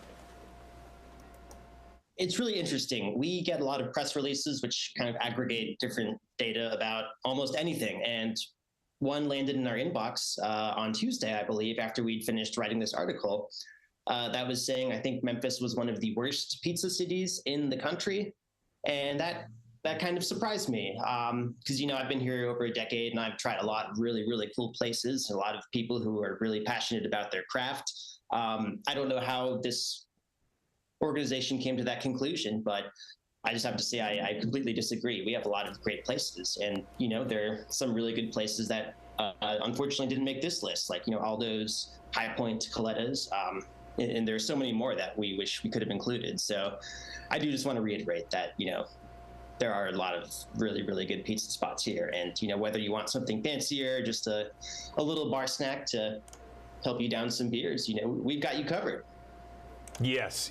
And you know what we call those people that say stuff like that? The worst city in the country when it comes to pizza? One word: hater. That's what we call them. They're haters. You're right. Ignore them. Because I'm with you. 100% disagree with that person's analysis. It really is like every different community has several options. I can think of Chow Baby. That's another place in Collierville that has Neapolitan pizza that is just incredible. And it goes on and on. You can go to Bartlett. You can go to different parts of Memphis, as you mentioned. Summer Avenue's got its own style of pizza and that sort of thing. So, Sam, really appreciate it. Anything else before we let you go? I think that covers it. Just go out and grab a slice and pick up a copy of the flyer.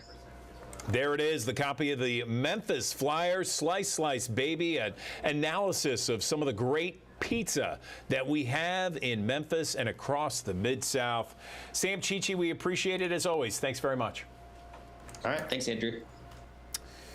Check out the cover of the latest edition of La Prensa Latina on newsstands right now. There it is, the largest bilingual newspaper in the Memphis area. Immigrants thrive in Tennessee healthcare. Let's bring in Vivian Fernandez de Adamson. How are you? Happy Friday, Vivian. Hey, Andrew. How are you? Doing well. Thank you very much. And I love the cover. It's a beautiful cover. Tell me more about the cover story. Yes, this is a study that was published by the American Immigration Council recently, and just a few days ago, actually. And then what they found is that in Tennessee from 2017 to 2021, the number of healthcare job postings that require bilingual skills in Tennessee increased by 226.6%. That means that, there's more and more immigrants that are professionals, in the healthcare field, and they're bilinguals, of course, so, they're getting jobs here in Tennessee, in Memphis and everywhere in Tennessee. So, we represent a very important workforce, in this area here in the United States. That sounds great. I love it.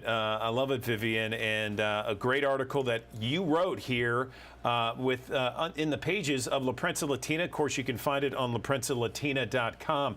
I want to talk about another article that I see in the pages here. Canty Records produces the story of a migrant. Tell me this. Yes, Canty Records, to begin with, is the first and only Latin record company here in the Mid-South. Then, his owner, Jose Cantillano, who is really young, but he's a bright artist. He is very talented, and he's only 24 years old. So, this is just another success for him. He recorded, produced, he did everything for this video, for this local band that they play regional music, regional Mexican music. The band is called Dinastía Calzadilla. So, the video, it's about, the life of immigrants, is their journey, everything that they go through especially when they come to the U.S., especially immigrants that come from Mexico or Central America, that cross the border, or from any other country, that they cross the border, between Mexico and the U.S., everything that they go through, you know, and it's very sad because some people don't even make it. So this is what the video is about, you know, is to tell the story of an immigrant, you know, how it is, you know, trying to tell other people that haven't decided to come to the U.S. yet, or they want to come, that is not that easy. That is not that easy how, you know, some people think it is. That, you know, here, yes, you know, if you make it, you know, crossing the border or, you know, flying to the U.S., it is very hard, you know, to live in this country, you know, for immigrants, because you have to start from zero and you have to work really hard, you know, in order for you to, you know, to have a good life, you know, and to, you know, get your American dream. So that's what the video is about, really. Excellent, excellent, Vivian. Appreciate that. Again, this is in the latest edition of La Prensa Latina there. Immigrants Thrive in Tennessee Healthcare. You can also find it on laprensalatina.com. Anything else, Vivian, before we let you go? Yes, I wanted to add something more to this article about Canty Records, you know, and the new video that they just produced, and actually it's being released today. That the video was recorded totally here in Memphis. Love you that. Would not Here believe we go. It. Nice. Yes. More Memphis music for everybody to enjoy. Yes, it was recorded here in Memphis, and you'll be able to see some iconic places like Beale Street, for instance, and, you know, and other places that I don't want to say it right now, but you will see, you know, once you see the video. And for people that would like to go and see the video, they can go to Canty Records or, you know, to their digital platforms on Instagram or Facebook. You know, it is at Canty Records, or you can go to their website, that is cantyrecords.com. Okay, Vivian Fernandez de Adamson, we really appreciate your info and your analysis and giving us the details of La Prensa Latina's latest edition. Thanks very much. You're welcome. Thank you. Have a good day. You too. Good morning. The rain is here. A stalled front sitting over the Mid-South, stretching with that rain from Little Rock all the way into Memphis. And we've had that on and off rain continuing since early this morning. Thankfully, it's mostly been light rain, so we're not seeing rainfall getting high enough for any flash flooding, but it's been 0.3 inches over towards West Memphis. We've had about 1/10 of an inch in Memphis so far, and we'll add on probably another 1/4 to 1/10 inch today. We're also expecting more rain, though, over the weekend and on Monday. So once everything's said and done, going today through Monday, we're looking at probably about 1 inch to 1.5 inches of rain for most of the area. So let's look at what the timing looks like for today. First alert Futurecast, 9 o'clock this morning. The rain's still coming down in that same spot, West Tennessee, Eastern Arkansas, a few showers in North Mississippi as well. Now by 2:30, 3 o'clock, we should start to see a lull for most of West Tennessee, although I think we'll still have some lingering rain, especially downtown Memphis into Whitehaven, going into DeSoto County. Some heavy rain at that point of the afternoon near Ripley and Corinth and Selmer. And then notice as we go later in the evening, this is 7 o'clock tonight, you still have a few light showers, but you're no longer seeing that heavy rain like what we'll see earlier in the day. So some spotty rain possible going from 7 o'clock through around midnight tonight. If anything, I think you might see a little bit of patchy drizzle overnight, and you'll have some rain lingering through early tomorrow as well. Today, temperatures are much lower than where they've been. Yesterday, we hit 77 degrees. Well, this morning, we're in the lower 40s, 46 degrees at 3 o'clock, and still hanging out in the mid 40s all the way through this evening. And notice those rain chances are highest early in the day. As I mentioned, you only have a chance for a few spotty showers late in the day. It'll still be breezy, at least early. We'll have wind gusts close to 30 miles per hour this morning. By this afternoon, 15 to 20 mile per hour winds, but they drop down probably by 4 o'clock. So because of the winds, we do have a wind chill today. We'll be feeling like the 30s, unfortunately, for most of the day. Now, wind's not really an issue tomorrow, thankfully, but it will still feel cooler. 55 degrees is your high on Saturday, 40% chance of rain Saturday. Sunday actually looks mostly dry with the bulk of that rain situated in our northern counties. 68 degrees is the high temperature on Sunday. So you can see it's going to be quite a bit warmer here for the second half of the weekend. Today, we're at 46 degrees, 55 on Saturday, 68 degrees on Sunday, and then still up to 70 on Monday. We have more rain in the forecast on Monday. So let's talk a little bit about that weekend rain chance. So here's First Alert Futurecast. This is 9 o'clock in the morning here on Saturday. You get a few spotty showers near Memphis and Ashland and Corinth. It's not an all-day rain event. In fact, I think many of us will stay dry. If anything, you might see some mist and drizzle, like I said. But that obviously isn't dry, but at least you won't have any heavy rain to deal with. This is 3 o'clock on Saturday. We may see some more rain move in overnight Saturday into early Sunday. As I mentioned earlier, most of that will probably be up towards areas like Dyersburg and maybe going into Ripley and into Crockett County. This is 5 a.m. on Sunday, though, so most of us won't be impacted by this since it's so early. And although I can't completely rule out a stray shower in the afternoon and evening, you notice as we went through time there, the clouds were there all day, but this is 5 o'clock and there's no rain to tell you about there on First Alert Futurecast. Some heavy rain possible Monday, and it does not look like that's going to be severe, thankfully. But look how warm it is next week. Temperatures next week going Monday all the way through Thursday will be in the upper 60s and lower 70s.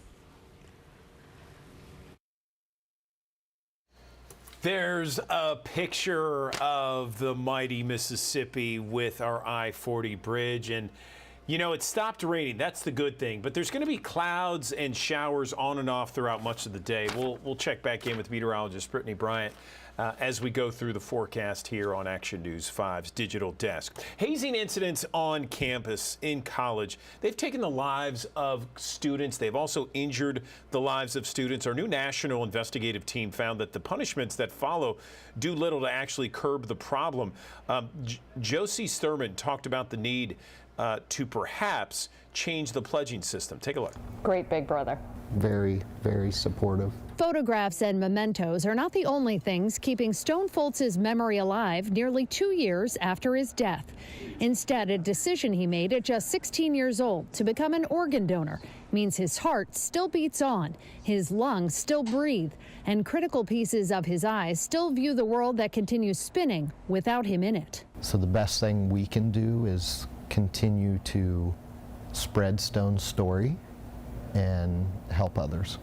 Stone's story is a tragedy for his parents, Corey and Sherry, and a striking example of what some consider a national epidemic that's killed at least 60 students in the last 23 years, hazing on college campuses. The grooming sucks them in, it brainwashes them into thinking that it's okay, everyone had to go through this. Stone didn't get through it. The 20-year-old died in March 2021 after a hazing incident at Pi Kappa Alpha at Bowling Green State University. No other family needs to go through this. No other young adult needs to go through this. That's our mission. A mission to end hazing now strengthened by an unlikely source, the university that once denied any responsibility for Stone's death. This is a historic day. In January, the family reached a record-setting settlement with Bowling Green. Much of the university's nearly $3 million payout to the Foltzes will go to a foundation named for Stone, focused on a shared mission to eradicate hazing across the nation. We think the pledge process needs a drastic change. And the Foltzes' attorney, Rex Elliott, is calling for pledging to be eliminated altogether. If we eliminate that imbalance of power, I think we have a much better chance of eliminating hazing deaths in this country. Yet despite deaths and injuries, there's been no significant shift away from the unequal power dynamic of the pledging process. Our national investigative team found that pledging was stopped temporarily, shortened, or moved on campus following just 13 of the 265 punishable fraternity hazing incidents we examined. None resulted in outright pledging bans.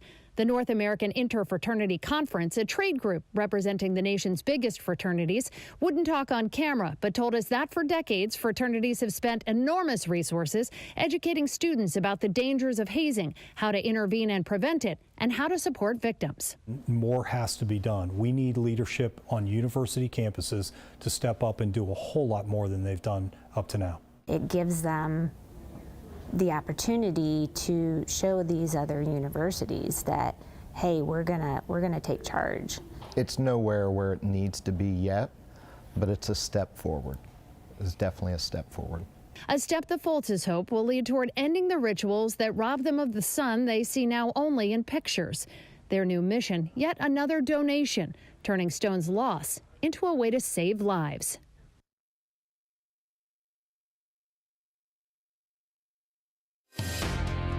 Okay, so right now I want to show you the latest edition of Memphis Magazine. It arrived in my mailbox just a few days ago, and this one is going to be a great one for the month of February. There are nearly 20 million Americans that have age-related macular degeneration. Let's bring in now Dr. Talia Caden, an ophthalmologist, to talk more about age-related macular degeneration, if I could speak here. Doctor, first tell us, what is it and who's most susceptible for it? Good morning. Good morning. Thanks so much for having me. So yeah, as you mentioned, macular degeneration is a very common disease. 20 million Americans have it. And this is a disease in which we have abnormal blood vessels, especially in the wet form, that form in the back of the eye, and the part of the eye that helps you to see clearly, the part that gives you central clear vision.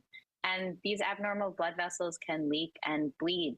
And this is a disease that really impacts mostly older Americans. So this is more common in people over the age of 60. It's more common in people with high blood pressure, or in women, in people who smoke, or people who are overweight. And there's also a family history risk. So if anybody you know in your family has had macular degeneration, you want to make sure that you're seeing your eye doctor regularly to make sure you don't have it too. So let me ask you about that, because I did a 23andMe analysis, and I saw that I have a couple of the genes that may make me an increased chance of getting age-related macular degeneration. If there are viewers like myself out there who know of a family history, what do we do to prevent it, or at least minimize it?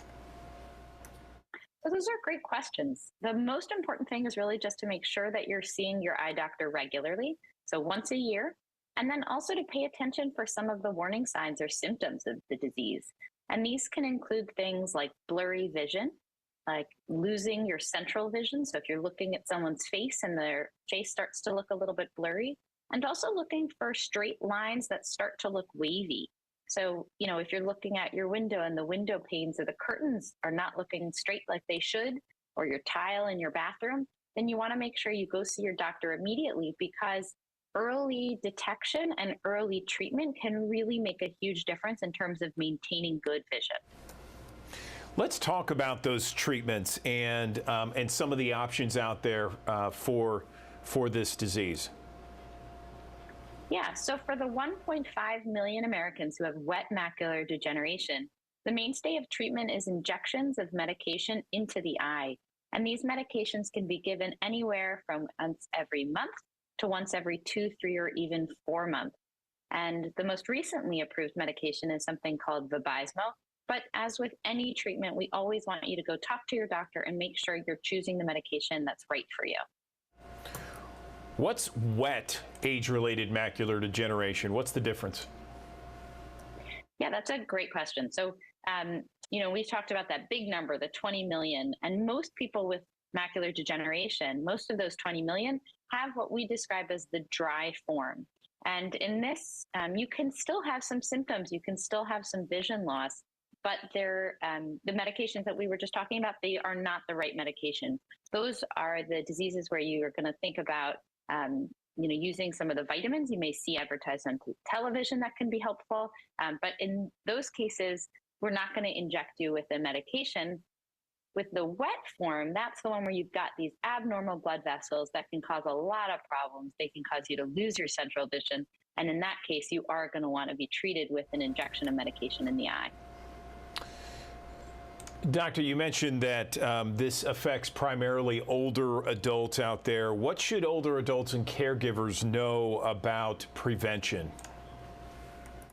Yeah, so some things, you know, we say things that are good for your body are good for your eyes. So eating lots of green leafy vegetables, making sure you're at a healthy weight, avoiding or quitting cigarette smoking, those are all really important things. But then it's going to be a lot of just diligence. So going to the doctor every year, and then also listening to, if you're taking care of someone and they're starting to notice or to complain that their vision is changing, you really want to get them in to see their doctor quickly and not wait, because again, the earlier we can diagnose and treat this disease, the better people do. Any place we can go for more information about this? We've talked about a number of different issues here. Yes. So for the medication we were discussing, you can go to vabysmo.com. But if you want more information about the disease in general, I always recommend the American Academy of Ophthalmology has a great website called aao.org, or the American Society of Retina Specialists has a good website as well called asrs.org. And both of these have really wonderful resources available to people for their family. You can actually print out some of these handouts, but they'll give you a lot more information about the disease and the symptoms and the treatment. Okay, Dr. Talia Caden, ophthalmologist, talking about age-related macular degeneration and some preventative tips and what to know for treatment. We appreciate all the information. Thank you. Thanks for having me. Now let's talk about an important issue that affects all Americans, right? Because we know that there's two guarantees in life, death and taxes. And certainly these tax returns this year is going to be a doozy. There's going to be a lot of changes. So we got to go to our expert here, Mark Stever, Tax Information Officer with Jackson Hewitt, always in the know when it comes to this stuff. I saw Mark kind of laughing there as I was introing him. How are you, Mark? Happy New Year to you. Happy New Year. Very exciting time for all Americans. It's tax refund time. Tax refund time. Certainly some changes this coming year for these tax returns for 2022. Tell us some of the big changes people need to watch for.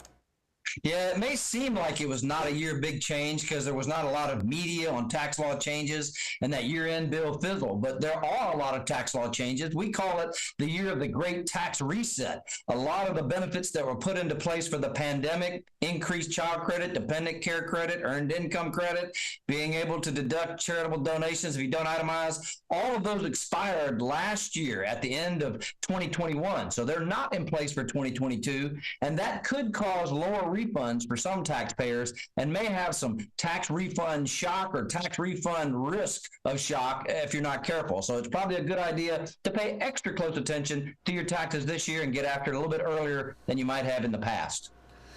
Okay, so let's walk through it just kind of step by step here.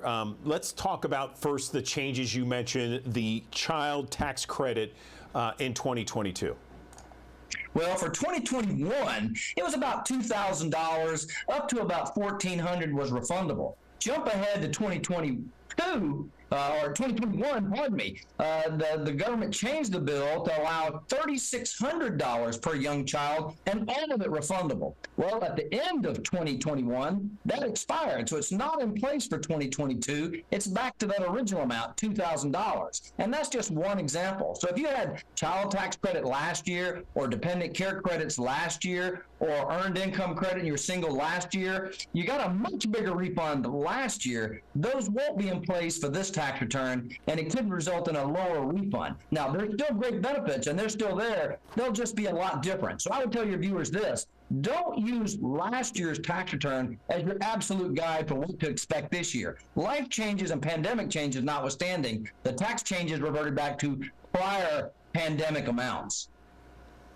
Okay, what about the child and dependent care credit change? Tell us about that. Similar to the earned income credit, it was double, tripled, and made fully refundable in 2021. And then that expired in 2022 and was not updated. So it's back to the pre-pandemic amount. Now, if you do have children that were in daycare so you could work, or you and your spouse could work, or summer camp even, you still have a nice big credit. It's just not as big as the 2021 size credit was.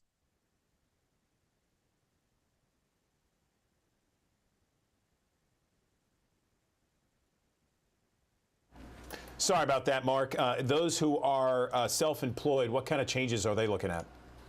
Well, there's still some great benefits if you're self-employed, full or part-time, have a side gig. The big one we've seen, and it continues to be big, the home office deduction. It's available if you're self-employed, full, or even part-time, or even if your spouse is. Not available if you're an employee. And there's a host of other deductions from travel, cell phone, computer, marketing, pocket expenses, out-of-pocket expenses, lunches, materials. All of those can go in to reduce your taxable income from your side gig and make your return on your activity a little bit better. So if you have side gig income, and a lot of people have since the pandemic, make sure either you understand what all the rules and deductions and options are, or your tax pro does, and keep really good records, because every deduction reduces your taxes and can increase your tax refund.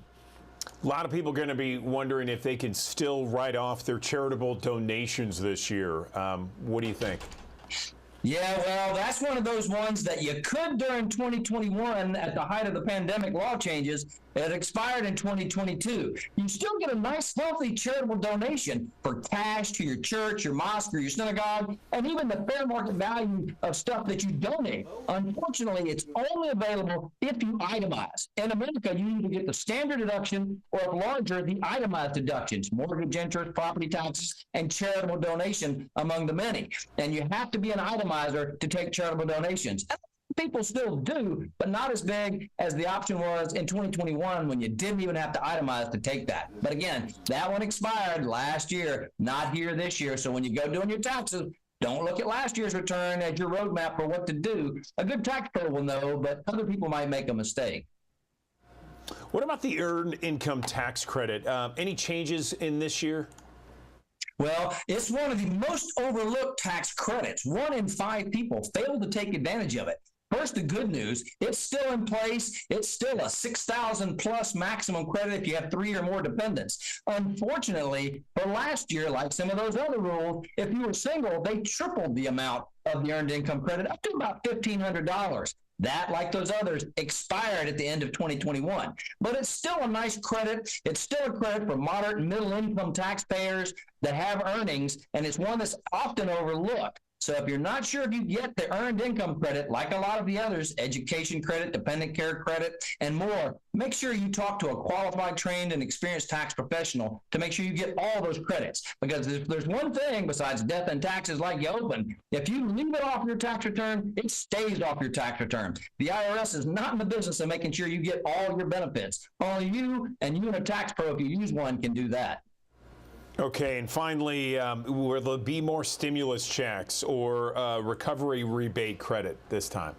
Certainly does not seem to be in the play right now. They floated that idea last year a little bit. It never really caught traction. So I don't think you'll see one of those big stimulus payment checks like the $1,400 and the others. Now, some states are doing it, and they're creating a little bit of confusion on how you get it. Is it automatic? But in large part, there will be no stimulus on the 22 tax return. But a lot of other things still are. I go back to the credits we talked about, deductions we talked about, other benefits that if you look to your tax return, and more importantly, life changes that you had during the year, got married, got divorced, had a new dependent, taking care of a dependent parent, all of those can add to your tax return, tax refund, and they're not as big as tax law changes in the way of publicity. So if you had something big happen in your life, gone back to work full-time, self-employed, sidebar, side gig, make sure you tell your tax pro you may be sitting on some other boosters for your tax refund this year.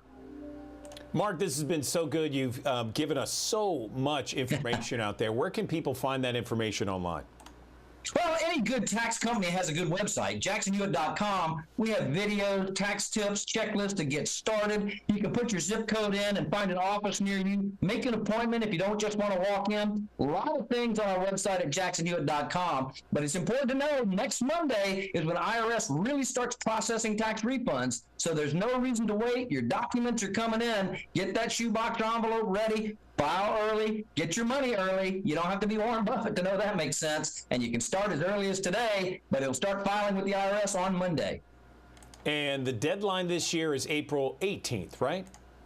That's correct. The 15th is on a weekend, and anytime it's on the weekend, it falls to the following Monday, which would ordinarily be April 17th, except that this year, that's Emancipation Day, a national holiday in Washington, D.C., so it moves to the next day. So you have a couple of extra days, April 18th, to file your taxes. But again, there is no good reason to wait. 3 out of 4 people get a refund every year. We expect that this year.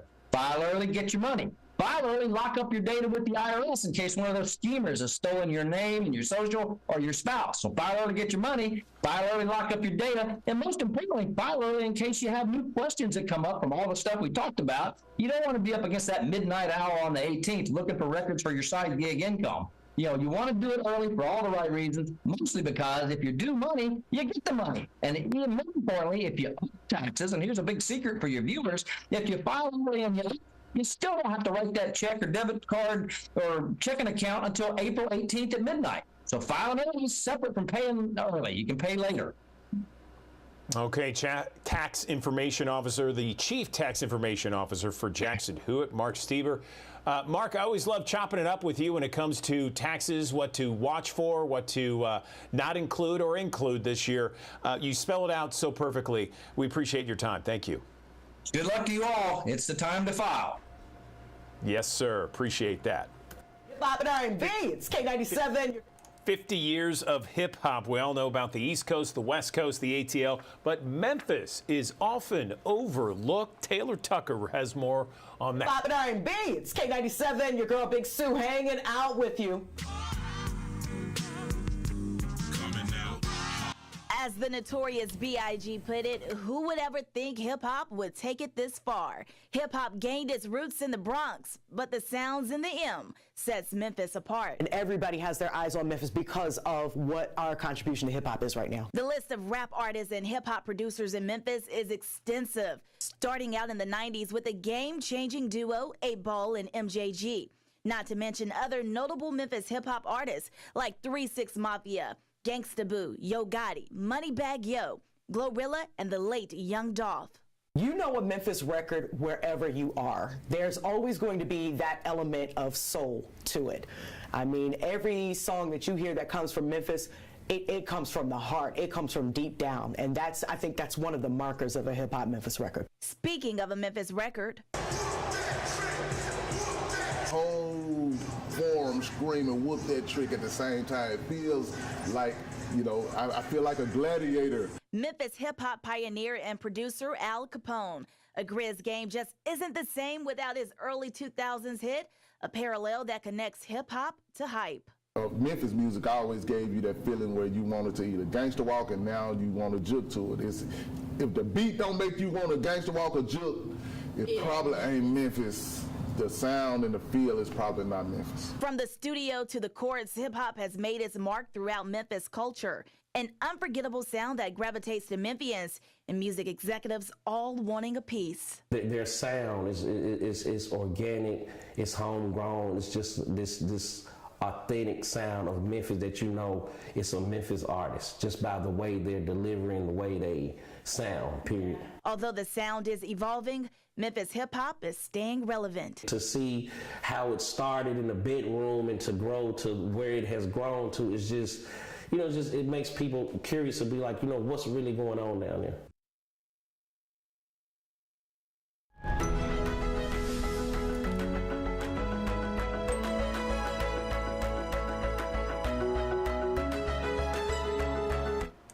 Kim Clark right now takes us on a journey through the African Place, the largest African-American imports retailer in the Mid-South. These two houses on North 3rd Street in uptown Memphis may look a bit nondescript on the outside, but once inside, you're instantly transported. It's a love space, it's a safe space. The African Place was started by Trenda Clemens, also known as Kike Lomo, around 1999. So that we can be in touch with our history. She majored in African American Studies and accounting at Lemoyne College. This is her baby. This is her love token back to the community. Darius Stafford is Kike Lomo's cousin and manager of the business since her retirement over a year ago. You'll find Kike Lomo's love token in the many all-natural hair, beauty, and medicinal products on the store shelves. Because natural is the way to go. And there's no shortage of love for consciousness in the African Place bookstore, one of only 2 Black-owned stores in Tennessee listed by Oprah Daily for amplifying the best in literature. Knowledge is power. Things are going on in the world. Things are being erased. Stories aren't being told. So it's important to have that space available for African Americans or anyone who wants to know more about the history of us. But we've only scratched the surface of what you'll find inside the African Place, like African and Rasta cultural wear. We import from all over to try to have something for everyone here. As well as aromatherapy and incense, music, fabric, musical instruments, crystals and stones, jewelry, furniture, and enough artifacts to fill a store of their own. But most importantly is the vibe inside. We just hope that they feel the love. and they feel the connection and the energy. That's what this whole story is about: love, energy, family. So we just hope they feel like a family member when they leave out and they want to come back. You don't have to shop. You know, you don't have to spend money with us. You can just come in just to breathe in the space, to be in the space. The African Place, taking visitors on a journey through the mother continent from a city we're proud to call home. Kim Clark, Action News 5. All right, the PGA Tour returns to Memphis this summer. Tickets to the 2023 FedEx St. Jude Championship now on sale. FedEx Cup playoffs take place at TPC Southwind August 9th through the 13th. It's an annual tournament and invites the top 70 players in the FedEx Cup standings at the conclusion of the regular season. Ticket information can be found online at actionnews5.com.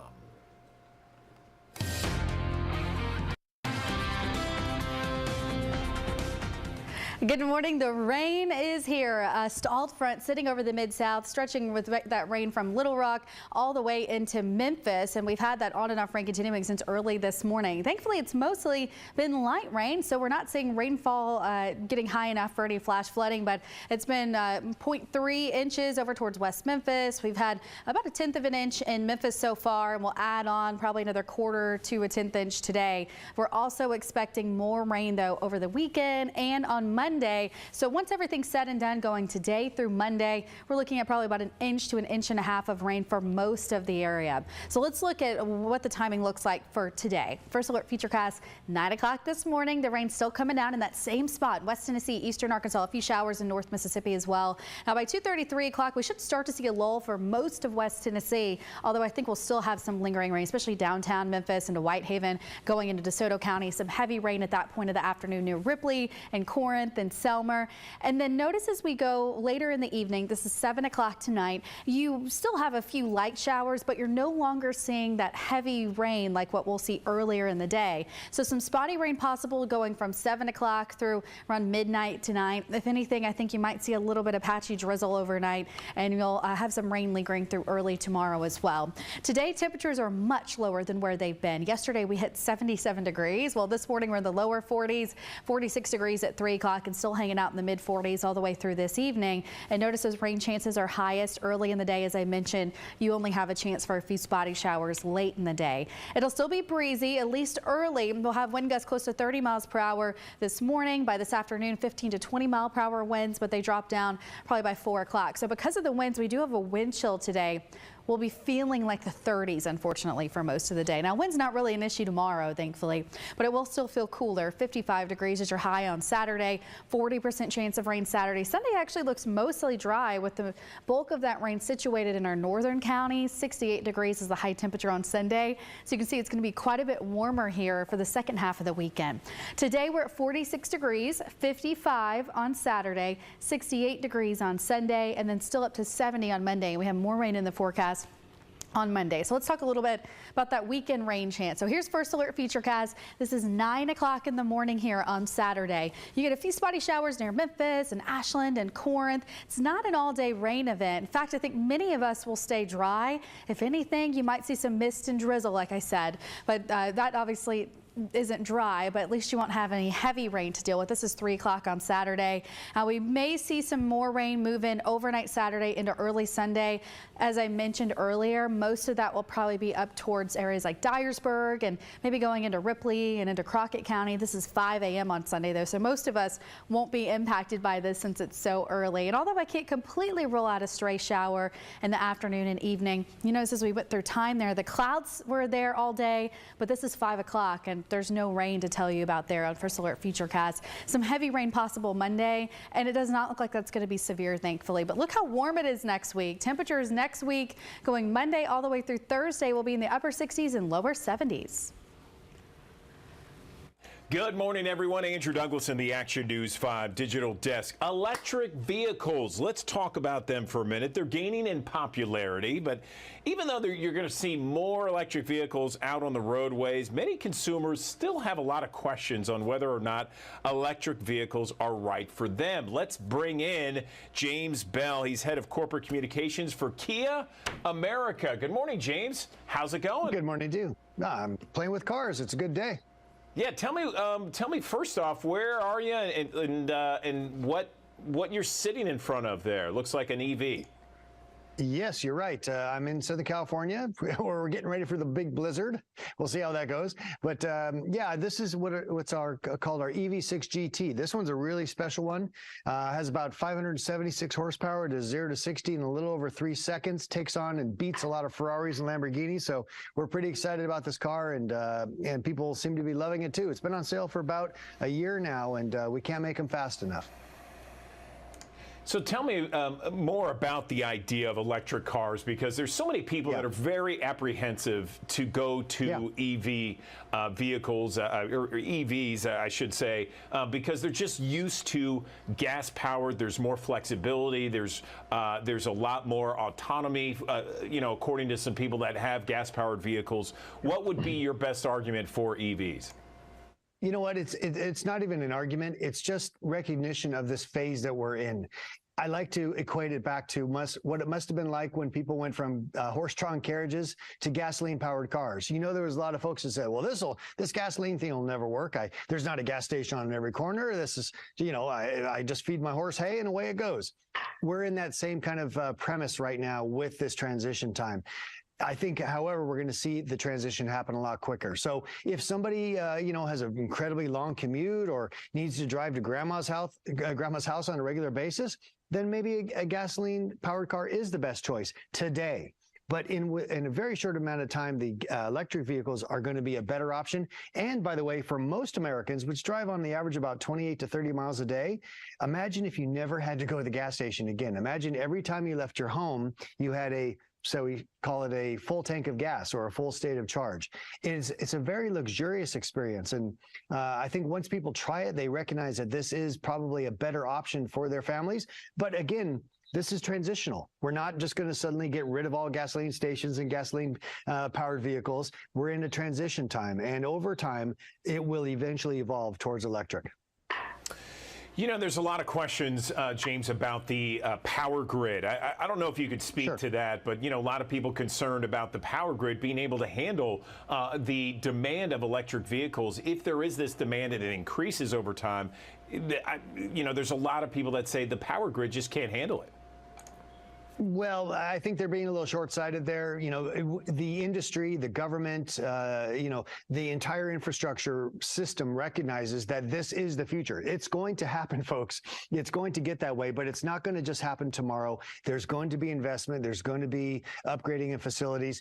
It was newsworthy back in the summertime here in Southern California. We had a series of very warm days, and there was a short period of time when the government, state government said, please back off use of too much electric power. And then that suddenly became, now I can't charge my car.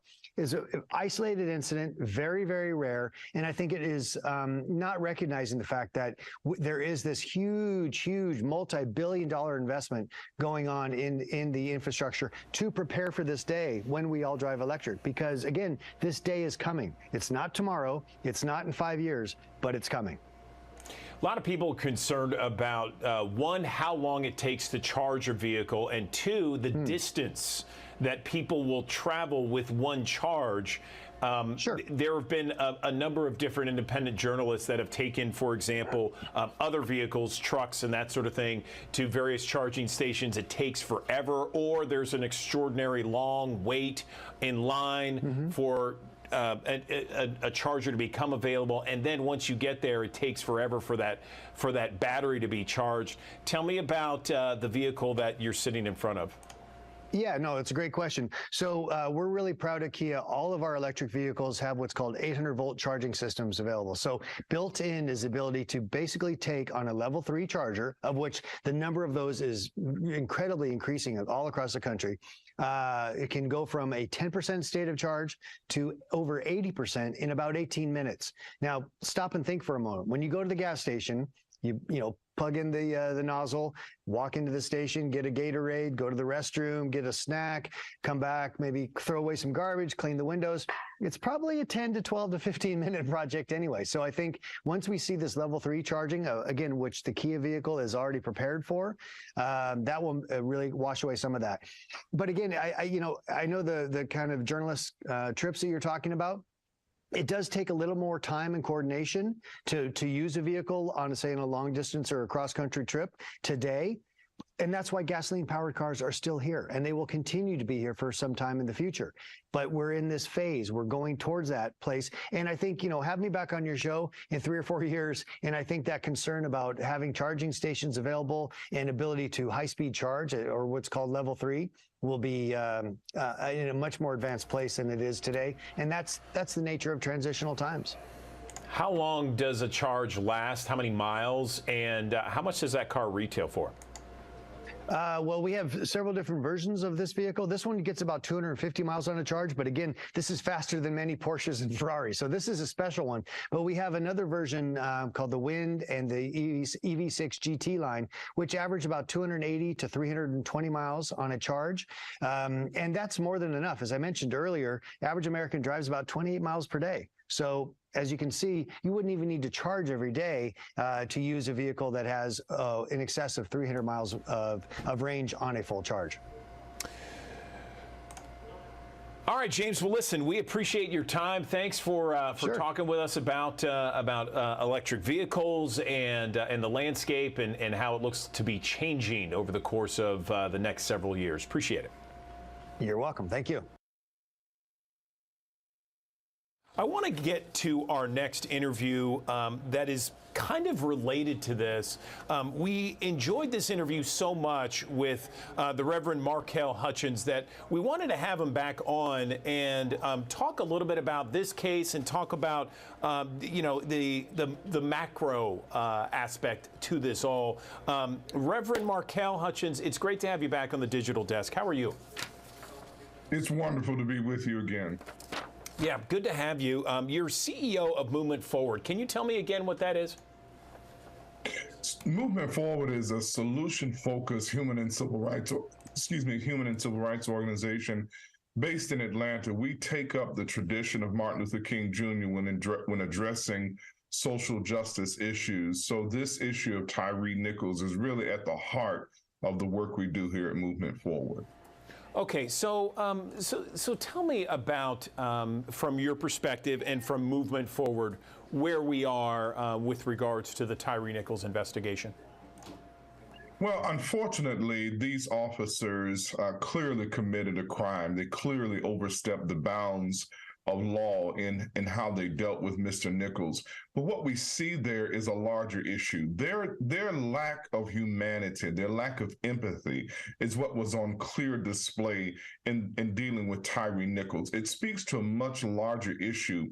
We are putting these law enforcement professionals, and these guys clearly should be held responsible and should go to jail for the death of Tyre Nichols. But we've got to deal with how they got there. And it's a conglomeration of issues that led to what happened to Tyre Nichols. Number one, the issues of crime and violence that are facing the Memphis community places these officers in a day-to-day kind of trauma zone where they are dealing with carnage in the streets, and it's obviously robbing them of their ability to empathize and see the humanity in the people that they're policing. So there are issues around over-aggression. There's issues around over-policing. There's an issue around a lack of community engagement. If we drive down crime and violence, we'll drive down the need for units like the Scorpion Unit and other kinds of overly aggressive units in law enforcement. So as we approach this trial, we've got to look micro at the need to hold these officers accountable and responsible for their actions. But on a macro level, we have to look at what actually leads to these kinds of exchanges that are so devastating to our collective humanity.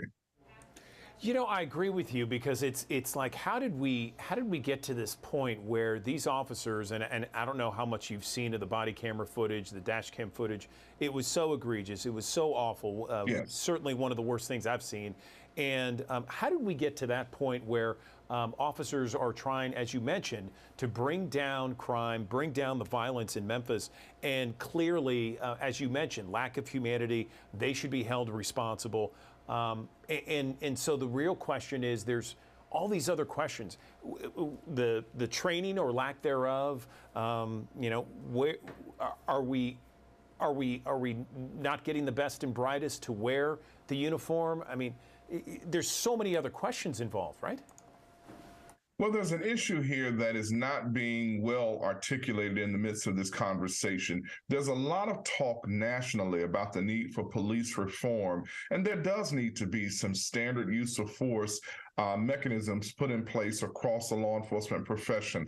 Every law enforcement officer in this country should have a body-worn camera and a non-lethal device like a taser or a bowler wrap or something along those lines. But there's an even larger issue that we're not dealing with.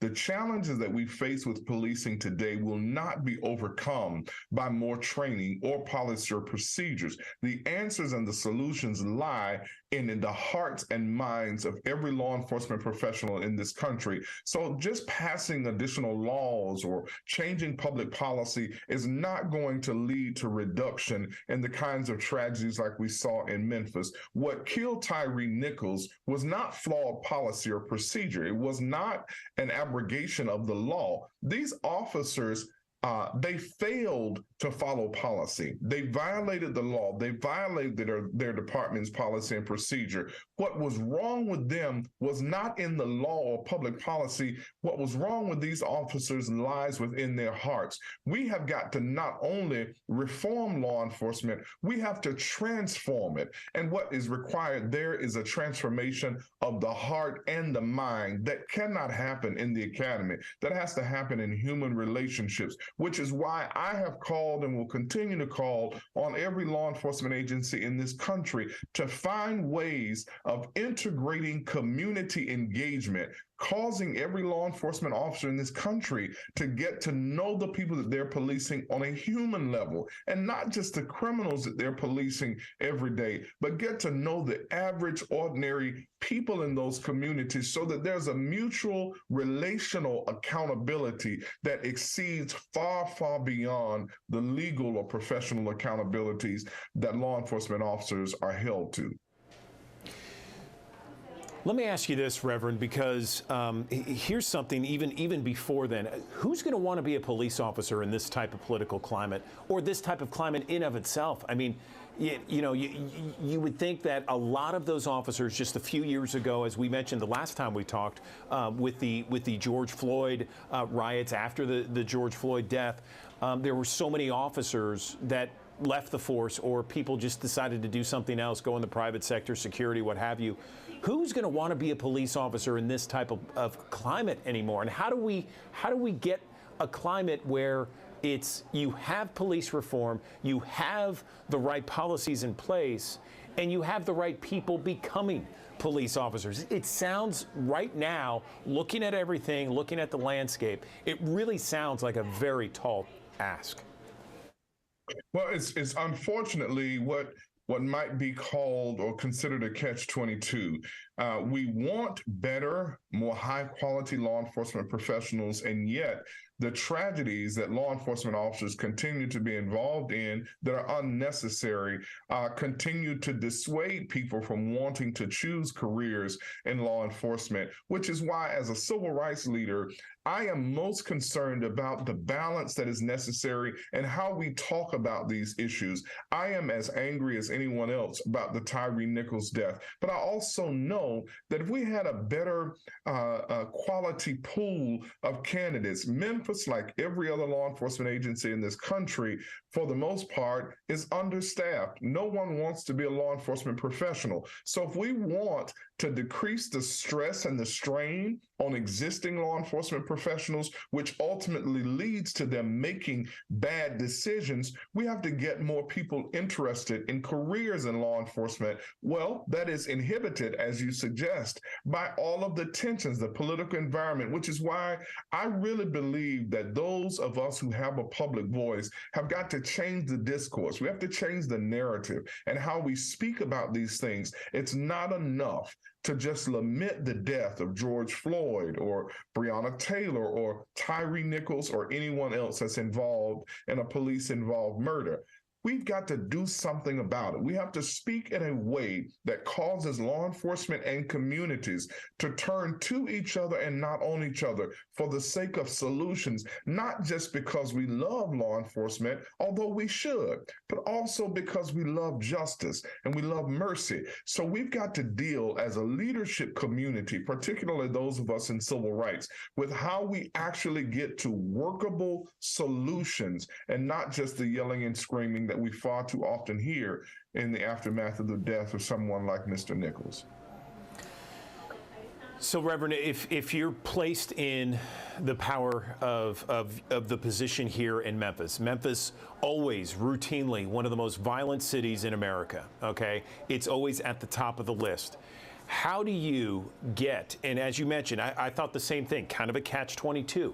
How do we get the best and brightest to go into law enforcement, to become police officers, but with the proper reforms and the proper training and the proper know-how to effectively police the area and bring down that violence and that crime? How do you do it? Well, one thing is it requires leadership. And fortunately for Memphis, and God knows fortunately for America, Memphis has one of the best police chiefs in this country, and she is uniquely qualified to lead not only Memphis through this crisis, but all of America. What CJ Davis is doing and how she is approaching these issues, how she's addressing it, the balance between needing to hold her officers responsible and accountable while also supporting her officers and demanding justice for the young man that was killed and all of us, is the kind of centered, solution-focused leadership that America needs. All of us need to follow that example. All police chiefs and sheriffs need to follow that example of transparency, of truth, but of the need to support the law enforcement professionals and the women and men that work for us. But then those of us in communities have also got to be involved. It is my hope that in the aftermath of Tyre Nichols, as we get ready for the trial and even after the trial, that every faith-based organization, every community organization, every civic group will come together with the Memphis Police Department, not just to demonize or bastardize, but to perfect the police department. And they cannot do it by themselves. There are issues, there are challenges that law enforcement face, but by and large, the majority of the men and women that put on the uniform in Memphis and across this country do so with good intentions. We have to make sure that their resources and their mindset match their intention. And that cannot be done by the law enforcement or public safety community by itself. We need the community at large to step up and get involved. That's our only pathway forward. And a lot of prayer. A lot of prayer. And a lot of prayer. Yeah. Anything else, Reverend, that we haven't touched on you feel is important about this? Well, I just think that this gives us yet another opportunity to talk about what we can do collaboratively. I continue to hold the view that there's more that unites us than there is that divides us. The challenge for us is, do we have the courage in the midst of crises like Tyre Nichols to come together and converse together, and as scripture would suggest, reason together? Because when we do that, there is no limit to the good that we can do. I am tired, like every other American, particularly every other Black man and every other Black father, of seeing Tyre Nichols. But it adds a particular insult to injury when it's African American men who put on that uniform and do what they did to Tyre Nichols. But we can't be weary in well-doing. We have to figure out a way to turn this moment that is so tragic into an actual movement, not just a movement of protest and demonstrations or speeches, but a movement where we actually figure out how to perfect the hearts and minds of these law enforcement professionals who, again, are facing carnage every single day. And the other thing that I think we have to deal with, Andrew, is we have to deal with the number of violent crimes that are happening that lead to the need for units like the Scorpion Unit. This will not be solved overnight, but I am convinced, in fact, I'm persuaded that there's a movement that is coming. Conversations like the one you and I are having are going to lead to some progress in this country around these issues. I sure hope so, and I wouldn't mind having you on more frequently on the Digital Desk, because I feel encouraged every time I talk to you about this issue and about policing and about coming together unified to address issues that everybody cares about. So, and I'm a prayer guy too. So I'm praying that we come to a successful conclusion in all this. Reverend Markel Hutchins, I really appreciate this conversation. I look forward to future conversations with you. Thanks very much. Thank you. Good to be with you.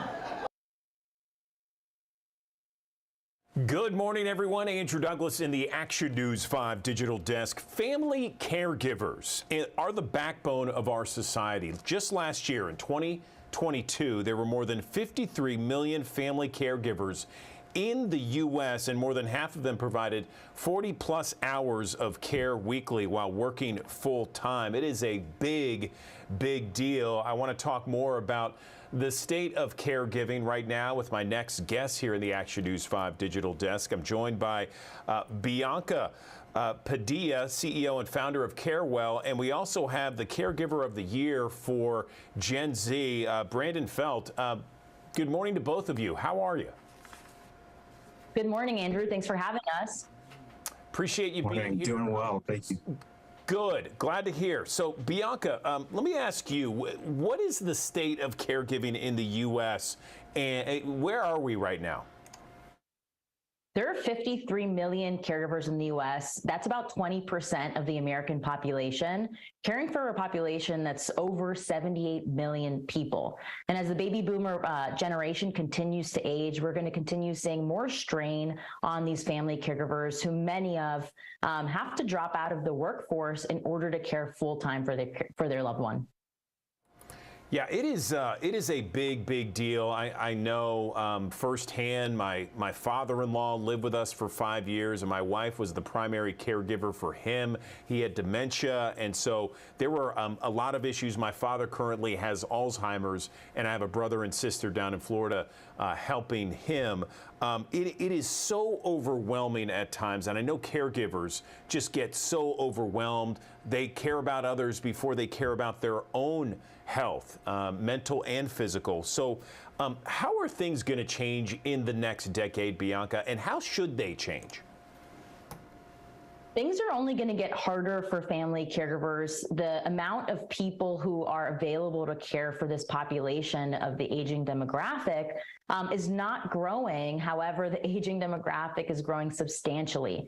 And so there's going to be, we're going to need to have more services, better offering, better quality products out there. And I think what we're going to see is a lot of innovation over the next 10 years, just like what we saw in the newborn baby population.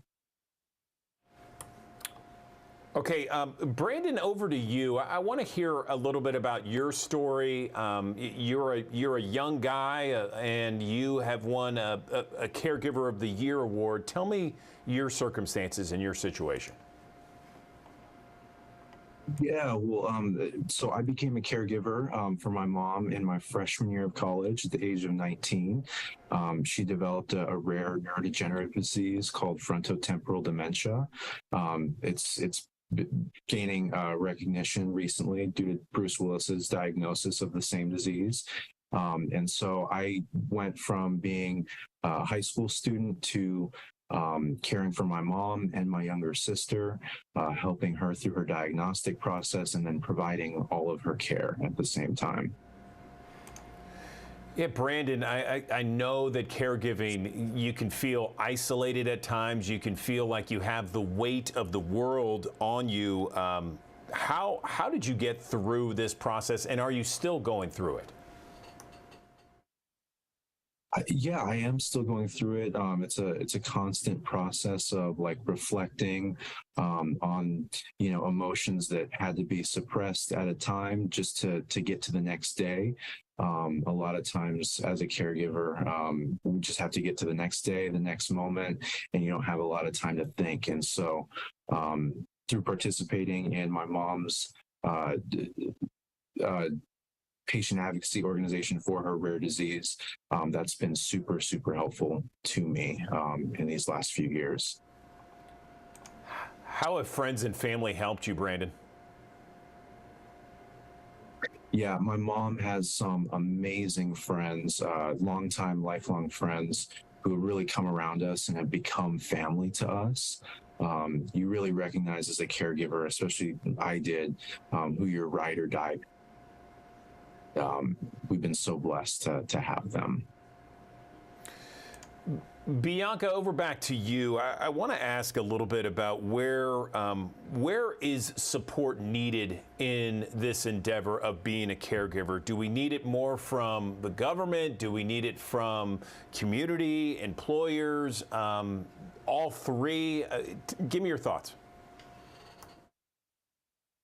I think definitely mostly from, well, everybody, to be honest. There's very few resources today, so anything else will help.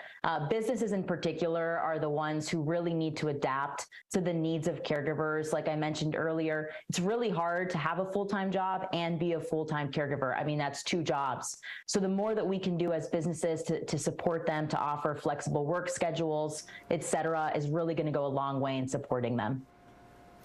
Tell me what CareWell does, Bianca. CareWell is the most trusted and reputable retail source for caregiving products. We offer a vast selection of expert vetted products. And really, our priority is to ensure that customers get the best prices and experience fast, reliable shipping. But the most important part is that caregivers just don't know what they're doing. They don't know what products exist. So we've got a dedicated customer support team. They're available 24/7, English and Spanish. And they're really ready to answer any questions that are going to arise, and they definitely will throughout your caregiving journey. Where can people go for more information, Bianca, about CareWell and about caregiving in general? Yeah, you can visit us online at carewell.com to learn more. Be sure to follow us also on social media at CareWell Family to stay up to date, and also read stories and connect with other caregivers. Brandon, final question to you. We reach a large audience. Thousands of people are watching us right now. If there is someone who is a caregiver out there and struggling, or if there's someone that knows that they're going to be a caregiver soon, give me some of the best advice you could give those people. Yeah, well, I would say the fear of the future and the unknown is real. And so don't deny that, but take things a day at a time, a moment at a time, keep moving forward. I'm not special. I just committed to the responsibility of caring for someone and then just took it one step at a time. And so I know others can do the same. And so with resources like CareWell and you bringing awareness to caregivers, I hope that really does provide more resources and help to new caregivers who are joining this season in life. Okay, Brandon Feld, Caregiver of the Year, and Bianca Padilla, CEO, co-founder of CareWell. We really appreciate your time this morning. I really think that both of you have really helped some of the caregivers out there kind of guide them in the right direction. We appreciate it. Thank you for having us. Okay, I want to tell you something that our friend Talisa Franklin mentioned last week, I believe. She mentioned this stage play coming to the Cannon Center downtown. It says she went to college to get an education. She came back with a life lesson. The production is called Something She Can Feel, and we are joined right now by the director, Terrell Munger, Pastor Terrell Munger. Pastor, how are you? Good morning. I am absolutely phenomenal. I'm a morning person, so this is my time. Awesome, awesome. I'm going to meet you right where you are because I'm feeling the same way. I appreciate you joining us here on the Action News 5 Digital Desk. So tell us what Something She Can Feel is all about. Well, it's really using entertainment to kind of shift and influence. One of me and my wife's favorite terms is we want to normalize being in love again.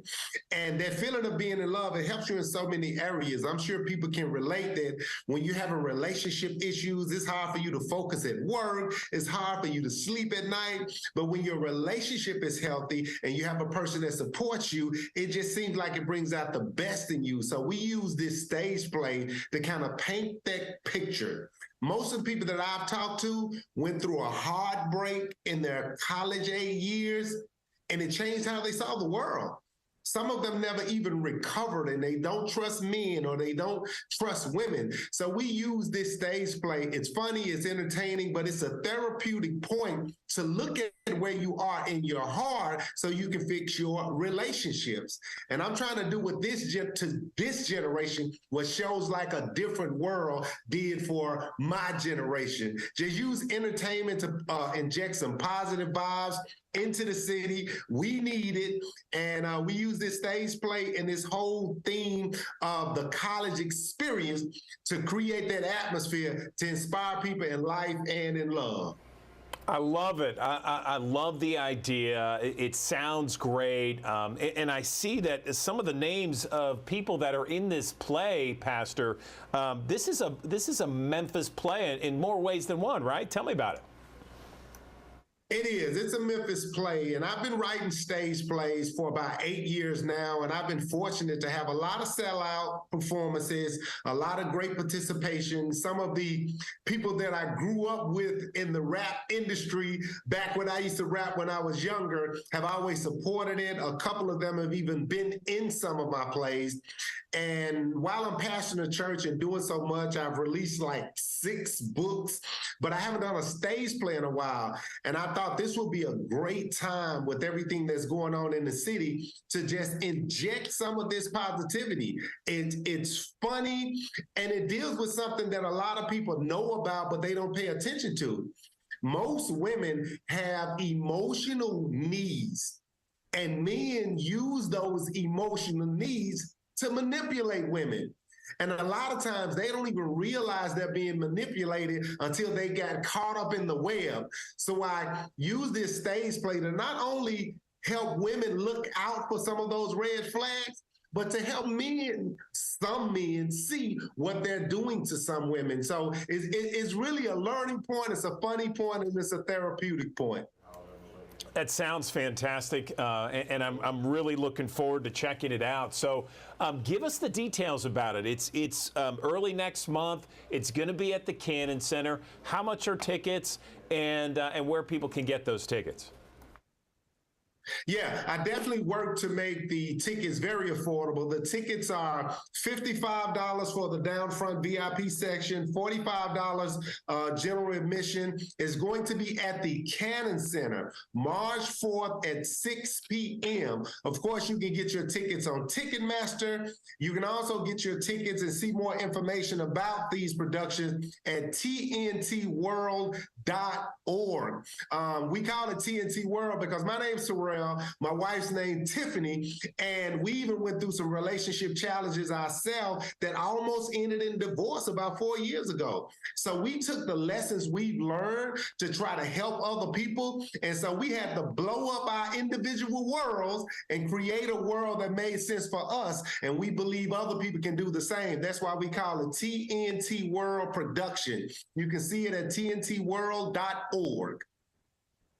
Fantastic. I love it. So this is March 4th. It's only one day. Is that right? It's one day, and it's a whole experience. We have a lot of the Greek organizations coming out. We have the Craigmont Marching Band is going to open it up, coming through the lobbies with the drum majors and the majorettes. It's going to be a huge, huge, huge event that you just have to experience. It's more than a stage play. This is a total experience. I love it. I love it, Pastor. Okay, one more time for our audience there. This is Something She Can Feel, stage play at the Cannon Center downtown, March 4th. One night only, March 4th, and it's for everybody. It's for the whole family, right? Correct. It's a family-oriented stage play, and it really helps you to not only value each other's journey, but it brings you closer to see the differences between men and women to strengthen your relationship. So if you got young daughters, if you got young men, they need to see it now before they run into those college-age experiences that damage how they see the world. So it's something great to talk about, like we used to sit in front of the TV together.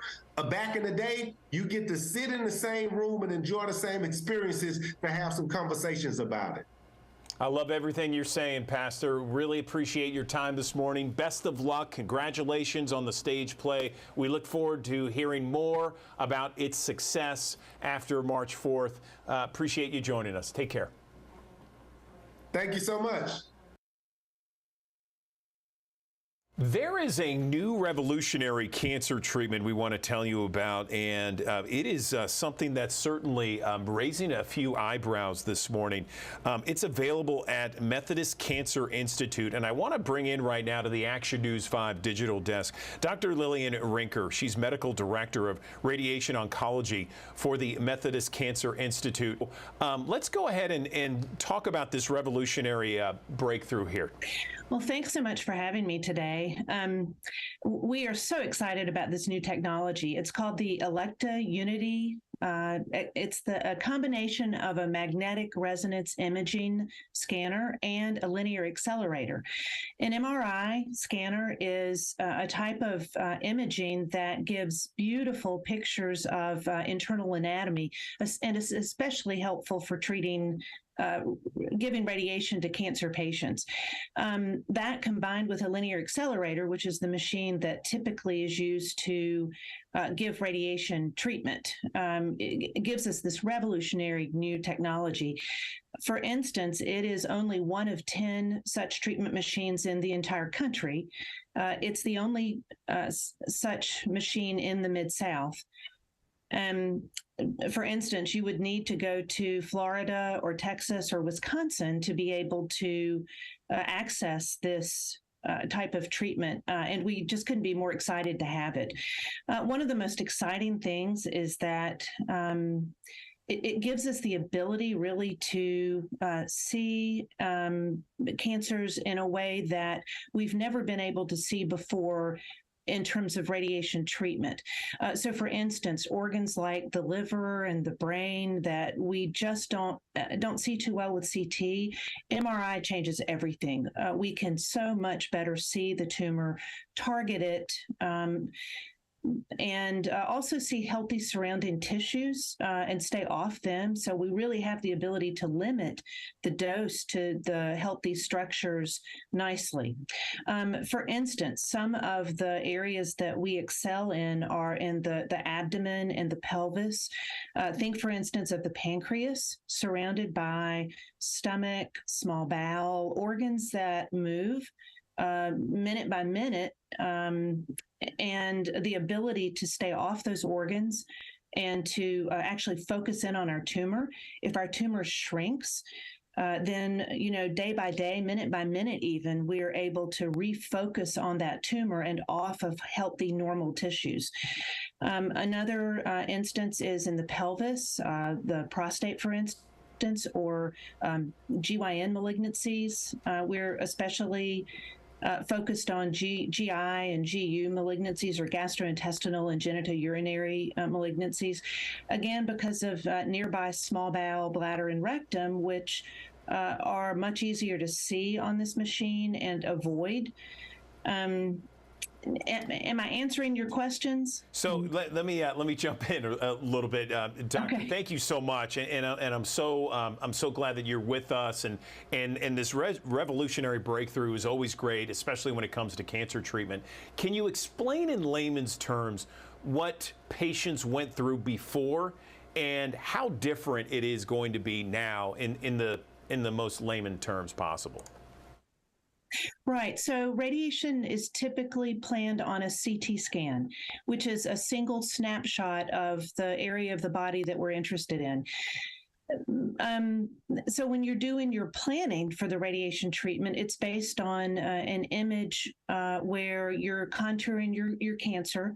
You're also contouring and showing the computer really where your target is and where your normal organs are that you want to reduce dose or limit dose to.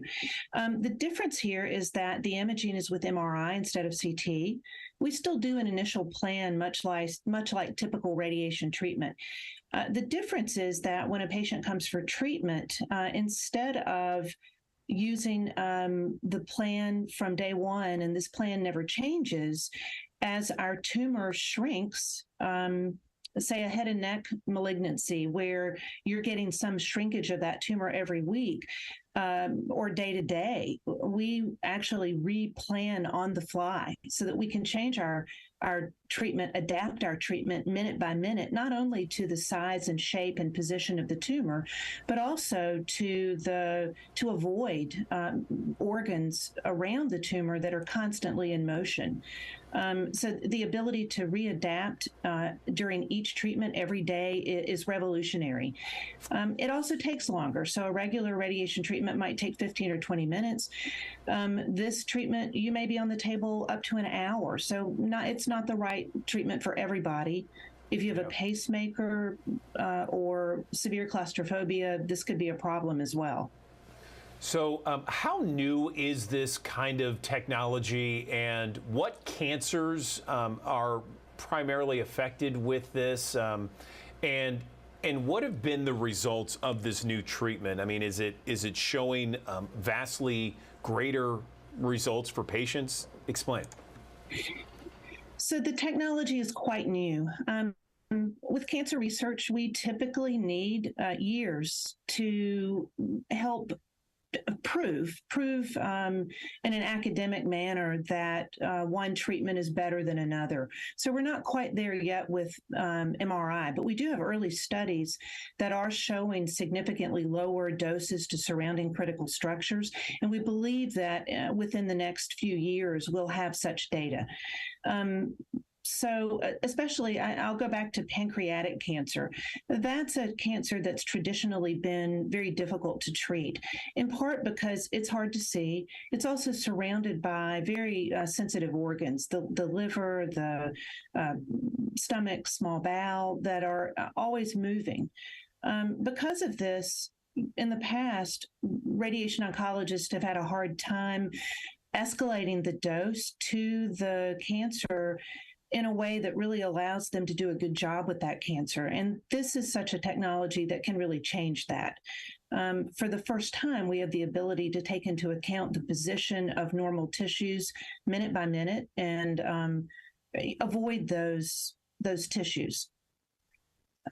Additionally, for the liver and brain, these are areas that we've had to rely on diagnostic imaging. And you can't go get a diagnostic MRI every day and plan off of it every day. That's just not feasible. Whereas this machine basically allows that. For the first time, we have the ability to use an MRI for a brand new treatment plan every day, on the fly, if you will. And that's just never been possible before. That's great news. So I know that Methodist is just one of a handful of hospitals across the country that have this technology. Tell me what employees and what's been some of the reaction. Have patients been a part of this already? I mean, give me some reaction to some folks that deal with you and in cancer treatment facilities. Right. So in general, as you might guess, that's been a tremendous reaction. With the pandemic, we were a little slower getting the machine put in place and ready to go than we otherwise would have been.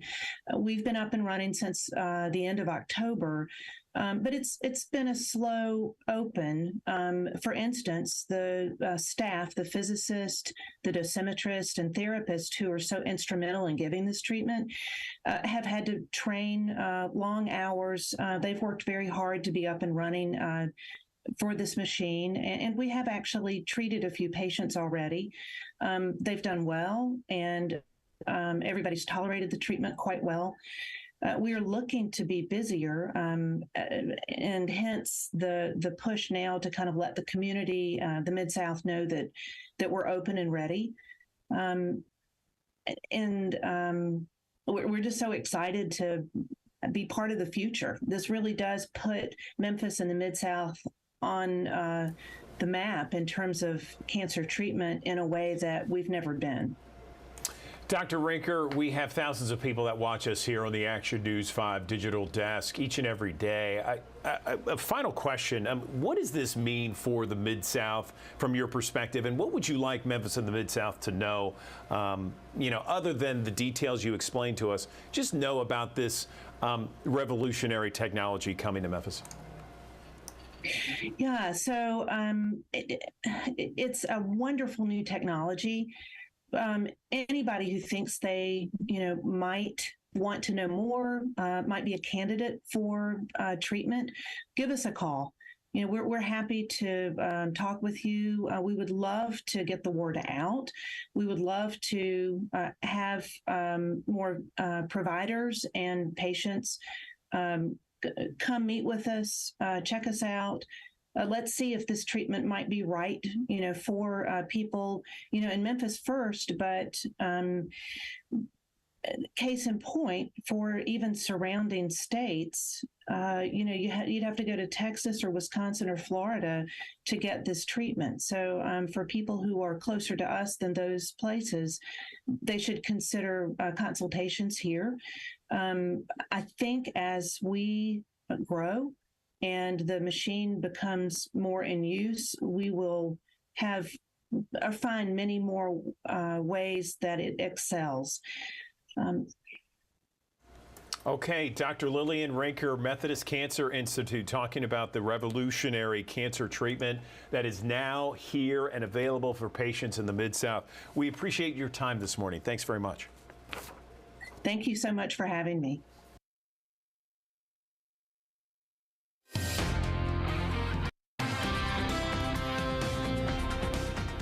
Good morning. The rain is here. A stalled front sitting over the Mid-South, stretching with that rain from Little Rock all the way into Memphis. And we've had that on and off rain continuing since early this morning. Thankfully, it's mostly been light rain, so we're not seeing rainfall getting high enough for any flash flooding, but it's been 0.3 inches over towards West Memphis. We've had about 1/10 of an inch in Memphis so far, and we'll add on probably another 1/4 to 1/10 inch today. We're also expecting more rain, though, over the weekend and on Monday. So once everything's said and done, going today through Monday, we're looking at probably about 1 inch to 1.5 inches of rain for most of the area. So let's look at what the timing looks like for today. First alert Futurecast, 9 o'clock this morning. The rain's still coming down in that same spot, West Tennessee, Eastern Arkansas, a few showers in North Mississippi as well. Now by 2:30, 3 o'clock, we should start to see a lull for most of West Tennessee, although I think we'll still have some lingering rain, especially downtown Memphis into Whitehaven, going into DeSoto County. Some heavy rain at that point of the afternoon near Ripley and Corinth and Selmer. And then notice as we go later in the evening, this is 7 o'clock tonight, you still have a few light showers, but you're no longer seeing that heavy rain like what we'll see earlier in the day. So some spotty rain possible going from 7 o'clock through around midnight tonight. If anything, I think you might see a little bit of patchy drizzle overnight, and you'll have some rain lingering through early tomorrow as well. Today, temperatures are much lower than where they've been. Yesterday, we hit 77 degrees. Well, this morning, we're in the lower 40s, 46 degrees at 3 o'clock, and still hanging out in the mid 40s all the way through this evening. And notice those rain chances are highest early in the day. As I mentioned, you only have a chance for a few spotty showers late in the day. It'll still be breezy, at least early. We'll have wind gusts close to 30 miles per hour this morning. By this afternoon, 15 to 20 mile per hour winds, but they drop down probably by 4 o'clock. So because of the winds, we do have a wind chill today. We'll be feeling like the 30s, unfortunately, for most of the day. Now, wind's not really an issue tomorrow, thankfully, but it will still feel cooler. 55 degrees is your high on Saturday, 40% chance of rain Saturday. Sunday actually looks mostly dry with the bulk of that rain situated in our northern counties. 68 degrees is the high temperature on Sunday. So you can see it's going to be quite a bit warmer here for the second half of the weekend.